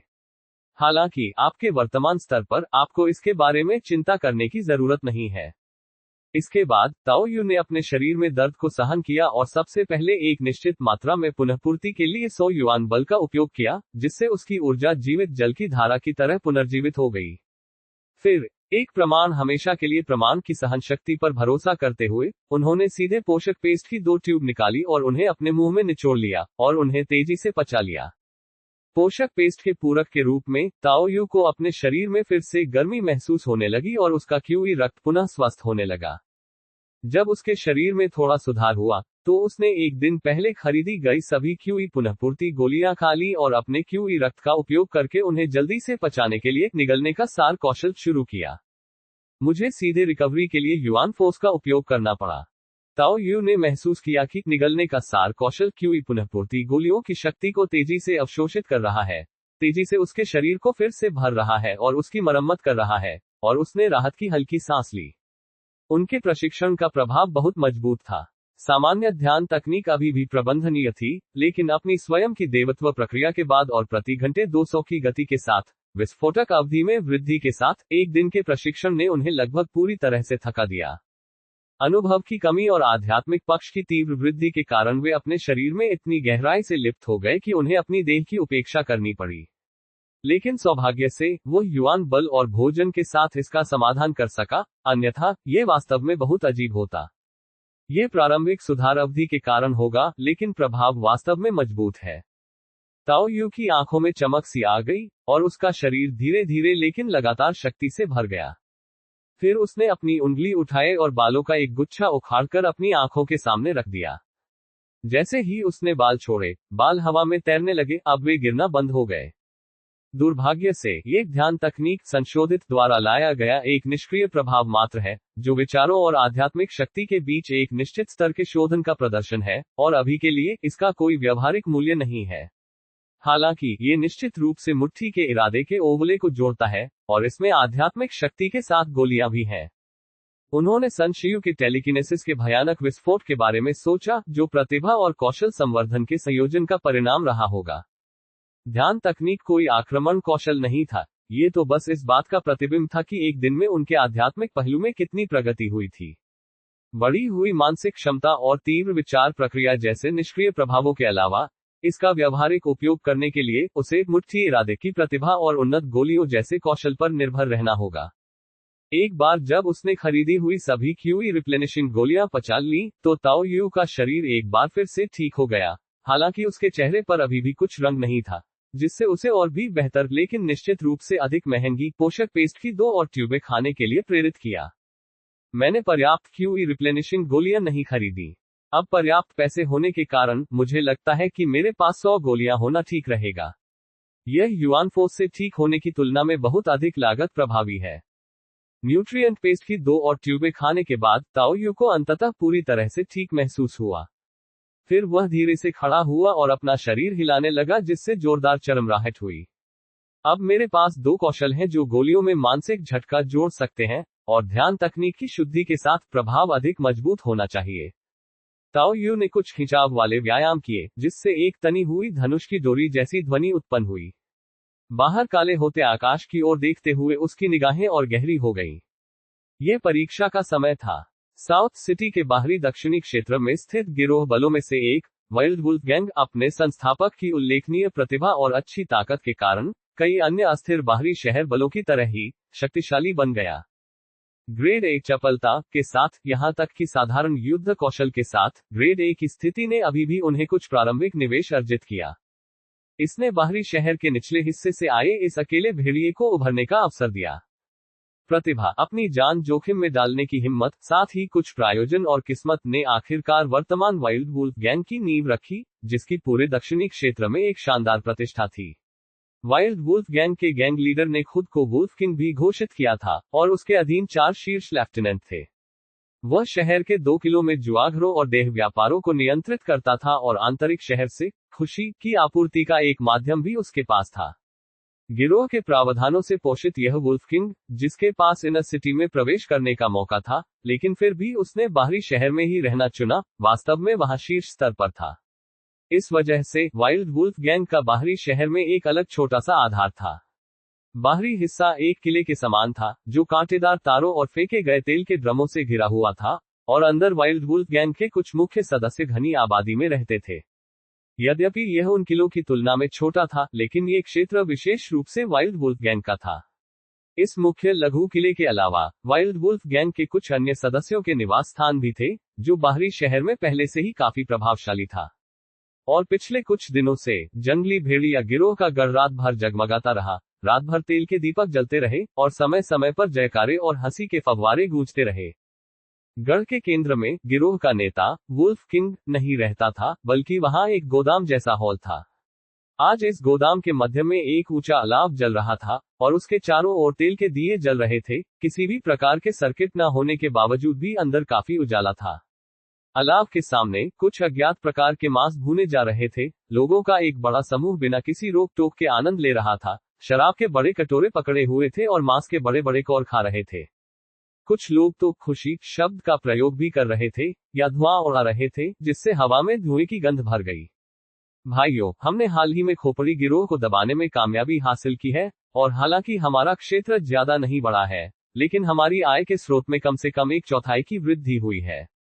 सी स्पॉट क्षेत्र में आग के सामने 70 मीटर से कम कद का एक दुबला पतला आदमी खड़ा था। उसने अपने लकड़ी के शराब के प्याले को उठाते हुए एक दबंग चीख लगाई जो उसके शरीर से मेल नहीं खा रही थी। कीचड़युक्त शराब बाहर फैल गई और दक्षिणी क्षेत्र के इस वुल्फ किंग ने सफलतापूर्वक घटनास्थल पर माहौल को प्रज्वलित कर दिया, जिससे वहां तालियां बज उठी। आय स्रोतों में 1/4 की वृद्धि का मतलब है कि हर किसी की युवान बल आय भी बढ़ सकती है। इतने बड़े गिरोह को चलाने में सक्षम होने के कारण वुल्फ किंग के पास सबसे बड़ा हिस्सा था, लेकिन वितरण अभी भी काफी निष्पक्ष था। कम से कम उनके मुख्य सदस्य बाहरी शहर के आम लोगों की तुलना में कहीं अधिक कमाते थे। यहाँ हमें अपने युवा मालिक विनो को धन्यवाद देना चाहिए। अगर वह न होते तो वह बूढ़ी खोपड़ी इतनी आसानी से नहीं झुकती। लेकिन फिर भी सभी को सावधान रहने की जरूरत है। वह बूढ़ा आदमी निश्चित रूप से अपने समय का इंतजार कर रहा है और शरारत की योजना बना रहा है। हम अपने मुंह में पड़े मांस को फिर से बाहर नहीं निकलने दे सकते। वुल्फ किंग ने एक बार फिर अपने बगल में बैठे विनो को धन्यवाद दिया, और विनो ने भी, जो अब इनर सिटी का अमीर लड़का होने का अपना अभिमान एक तरफ रख चुका था, अपना प्याला उठाया और कहा, चाहे बाहरी शहर हो या भीतरी शहर, हम पूरी ताकत से बोलते हैं। हर नियम और विनियमन टूटने का इंतजार करता है। जब तक ताकत हमारे पक्ष में है, आपको खोपड़ी गिरोह के प्रतिशोध के बारे में चिंता करने की जरूरत नहीं है। Ads by pub future. धन्यवाद युवा मास्टर विनो। गैंग लीडर की उदारता के लिए धन्यवाद। जंगली भेड़िया गिरोह अमर रहे। हा हा हा। उद्धरण चिन्ह। कंपनी कॉन्फ्रेंस जैसी कोई औपचारिक मीटिंग नहीं होती थी। इस तरह की गैंग मीटिंग्स बहुत ही साधारण और अपरिष्कृत होती थीं, जिसमें लोग बेपरवाह होकर मौज मस्ती करते थे। जब सभी लोग जश्न और आनंद के माहौल में प्रवेश कर गए, तो वुल्फ किंग ने मुस्कुराते हुए विनो की ओर मुड़कर कहा, युवा मास्टर विनो, अब सब कुछ तैयार है, लेकिन क्या हमें उस बच्चे के लिए इतना लंबा इंतजार करना होगा? क्या आप चाहते हैं कि मैं कुछ तार खींचूं? गड़बड़ मत करो। विनो ने तुरंत उसे रोका, लेकिन फिर कुछ उदास चेहरे के साथ आगे बढ़ गया। चाहे वह झूठा झंडा फहरा रहा हो या नहीं, वह सहमत हो गया है, इसलिए हम उसे अभी अपना काम करने देंगे। वह जितना अधिक समय लेगा, हम उतने ही बेहतर तरीके से तैयार होंगे। क्या वह इतना महत्वपूर्ण है? भेड़िया राजा कुछ आश्चर्यचकित हुआ। सच तो यह है कि उसने यह बात सिर्फ मजाक उड़ाने के लिए कही थी। ताओ यू को वानलियू डोजो और प्रॉक्सी डिप्टी कैप्टन का समर्थन मिल रहा था, इसलिए मजबूत समर्थन के बिना वह दुर्भाग्य को छू भी नहीं सकता था। लेकिन विनो का रवैया देखकर ऐसा लगा कि वह वास्तव में उस बच्चे को बहुत महत्व देता था। यद्यपि उनके पास ग्रेड ए की प्रतिभा थी, जो उनकी प्रतिभा से कम नहीं थी, लेकिन बाहरी शहर क्षेत्र में ग्रेड ए की प्रतिभा के लिए सहज विकास की गारंटी नहीं थी। ये वास्तव में इसलिए था क्योंकि आंतरिक शहर क्षेत्र की नींव के साथ अंतराल बहुत बड़ा था, और उनकी प्रतिभा यांत्रिक संवर्धन या विदेशी प्रत्यारोपण के लिए उपयुक्त नहीं थी, इसलिए वुल्फ किंग ने बाहरी शहर क्षेत्र में एक स्वतंत्र अधिपति बनना चुना। ये बहुत महत्वपूर्ण है। इस बचाव अभियान में उनकी भूमिका मेरे दो दोस्तों जितनी ही महत्वपूर्ण है। वे एलियन घात लगाने में बेहद कुशल हैं। उनका ग्रेड ए डायनामिक विशन न केवल युद्ध शक्ति में तेजी से आकार लेने में सक्षम है, बल्कि अग्रिम चेतावनी देने में भी मदद करेगा। विनो ने जब ये कहा तो उसके चेहरे पर एक क्रूर मुस्कान फैल गई। लेकिन एक हारा हुआ व्यक्ति जो अपनी स्थिति को नहीं देख सकता और सोचता है कि उसने मुझे घेर लिया है, जब मैं खतरे से बाहर हो जाऊंगा तो उसे अपनी ही दवा का स्वाद चखना पड़ेगा। शुरू में विनो ने ताओ यू के बारे में ज्यादा नहीं सोचा था और पहले से ही अपना आसन और अभिमान कम कर लिया था। हालांकि ताओ यू ने उसे बेरहमी से लूटने का मौका पा लिया। यह एक ऐसी शिकायत थी जिसे वह सचमुच बर्दाश्त नहीं कर सका। हाँ, जब तुम्हें मदद की जरूरत हो तो मुझे ढूंढ लेना, बस कह देना। भेड़िया राजा ने प्रसन्नतापूर्वक कहा, लेकिन अंदर ही अंदर विनो को थोड़ा नीचा देखा। बहुत छोटी बात है। संसाधन पहले ही निवेश किए जा चुके हैं, तो दुश्मनी को दोस्ती में बदलने के लिए इसे निवेश क्यों न माना जाए। वह खुद बाहरी शहर में ग्रेड ए प्रतिभा से आगे बढ़ा। पीएसएस इन सिटी के लोग वास्तव में नहीं जानते कि खेल कैसे खेला जाता है। Ads by pub future. यद्यपि विनो की प्रतिभा वुल्फ किंग को प्रभावशाली नहीं लगी, क्योंकि वह एक इन सिटी परिवार से था जिसका वंश एलियन था और जिसके पास खुशी के सस्ते स्रोत तक पहुंच थी, फिर भी क्रेक टिल्डा। हालांकि उस जगह पर कुछ शोर हो गया था, लेकिन वुल्फ किंग ने अपनी ग्रेड ए चपलता और संबंधित कौशल के साथ फिर भी एक असामान्य ध्वनि को ध्यान से पहचाना। फिर उसने भौहें सिकुड़ी और गेट की दिशा की ओर देखते हुए खड़ा हो गया। बैकवोट। क्या गलत?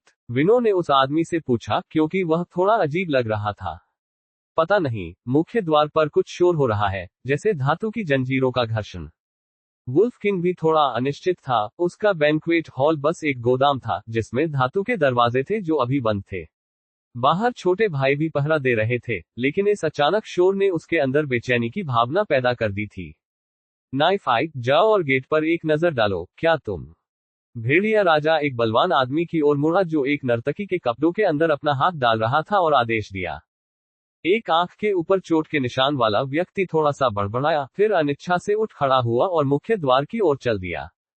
हालांकि इससे पहले कि वह गेट तक पहुंचे, बैंग टिल्डा। एक गोली पहले ही उसके सिर में घुस चुकी थी, जिससे खून की धार बहने लगी थी। रटाटत टिल्डा। इसके बाद असॉल्ट राइफल की फायर की आवाज सुनाई दी। पफट टिल्डा। दुश्मन का हमला। उफ, कहां? कौन है भाई? कौन? उद्धरण चिन्ह उद्धरण चिन्ह। जैसे ही गोलियां चलने लगी, जो माहौल पहले खुशी का था वह अचानक खून खराबे और नरसंहार के दृश्य में बदल गया। हालांकि ये लोग वाइल्ड वुल्फ गैंग के मुख्य सदस्य थे, लेकिन असली अभिजात वर्ग के लोग थे। यद्यपि उनमें से सबसे कमजोर व्यक्ति के पास मानव शारीरिक शक्ति की सीमाएं थीं, तथा उनमें से कई लोग ग्रेड 5 के कौशल में निपुण थे, फिर भी प्रत्येक व्यक्ति को आउटर सिटी में एक शक्तिशाली व्यक्ति माना जा सकता था। Ads by pub future. Grade C की लड़ाकू प्रतिभाएं आम थीं, तथा ग्रेड बी में 4 या 5 थे। लेकिन उनके सिर पर निशाना साध कर चलाई गई गोलियों के सामने उनके नश्वर शरीर कोई अर्थ नहीं रखते थे। मानवीय सीमाएं। यदि खोपड़ी फट जाए तो भी व्यक्ति बर्बाद हो जाएगा। ग्रेड 5 कौशल। एक बार गोली मस्तिष्क में लग जाने पर जवाबी फायर करने का मौका भी नहीं मिलता। सारा कठिन प्रशिक्षण, सारे छिपे हुए कार्ड, सारी ताकत उस अकेले व्यक्ति के सामने अप्रासंगिक हो गई जो लगातार अपनी दोहरी राइफलों से गोलीबारी कर रहा था। सिर्फ एक आदमी ने पूरी तरह से आग पर काबू पा लिया। सिर्फ एक आदमी ने इसे एक तरफा नरसंहार में बदल दिया। सामरिक सूट से पूरी तरह लैस, उसका चेहरा सामरिक हेलमेट से पूरी तरह छुपा हुआ। उसके पास 2 हथियार वाली असॉल्ट राइफलें हैं तथा उसकी पीठ पर 4 और राइफलें लटकी हुई हैं। मैगजीन को पुनः लोड करने की आवश्यकता नहीं है, बस खर्च हो चुकी मैगजीन को फेंक दे, नई मैगजीन ले ले और शूटिंग पुनः शुरू कर दे। दुश्मन आराम से हॉल में टहल रहा था जैसे कि वह एक बगीचा हो, हर कदम पर लोगों की जान ले रहा हो, मानो कोई घातक वाल्स कर रहा हो। जो भी तेजी से भागा उसे निशाना बनाया गया, जिसने भी कवर लेने की कोशिश की उसे गोली मार दी गई, जिसने भी बंदूक तक पहुंचने की कोशिश की उसकी मौत हो गई। NO12BIN.CO। कभी कभी होने वाले सटीक जवाबी हमलों का उसे पूर्वानुमान होता था, न कि तीव्र गति से चलने का, लेकिन वह हमेशा गोलियों को तेजी से निकल जाने देने में सफल रहता था। और जिन कुछ लोगों को जवाबी हमला करने का मौका मिला, उन्हें तुरंत निशाना बनाया गया और वे दूसरा हमला भी शुरू नहीं कर सके। 2 राउंड के बाद केवल 3 या 4 लोग ही बचे, जो कभी खुशनुमा हॉल में छिप गए। खोपड़ी गिरोह, तुम्हारी हिम्मत कैसे हुई? अपनी प्रतिभा और योग्यता के कारण बमबारी से बचने के लिए भागते हुए वुल्फकिंड को हमलावर के हथियार की एक झलक मिल गई। सामरिक उपकरणों का एक मानक सेट, लेकिन उनके लड़ाकू सूट, बुलेट प्रूफ जैकेट, सामरिक हेलमेट, यहां तक कि उनके हाथ में मौजूद असॉल्ट राइफल, सभी पर स्कल गैंग का अनोखा खोपड़ी का निशान अंकित था। सिर्फ एक आदमी, मात्र एक अकेले आदमी ने कड़ी मेहनत से इकट्ठा किए गए अपने कुलीन अधीनस्थों को लगभग पूरी तरह से खत्म कर दिया था। उसके मन में जो घृणा थी, वह भेड़िया राजा के हृदय में व्याप्त भय से भी अधिक थी। कौन? आखिर वह कौन था? अवश्य ही कोई गद्दार होगा जो उन्हें यहां तक ले आया। अन्यथा वे इतनी कड़ी सुरक्षा को कैसे दरकिनार कर सकते थे और बिना किसी की नजर में आए अंदर घुस सकते थे? बाहर के लोगों का क्या हुआ? क्या वे सब मर चुके थे? कोई आवाज या चेतावनी क्यों नहीं आई? यदि जरा सा भी संकेत होता तो यह नौबत ही नहीं आती। यदि वे आमने सामने होते तो दुश्मन को गोलियों से छलनी कर सकते थे। दान करें।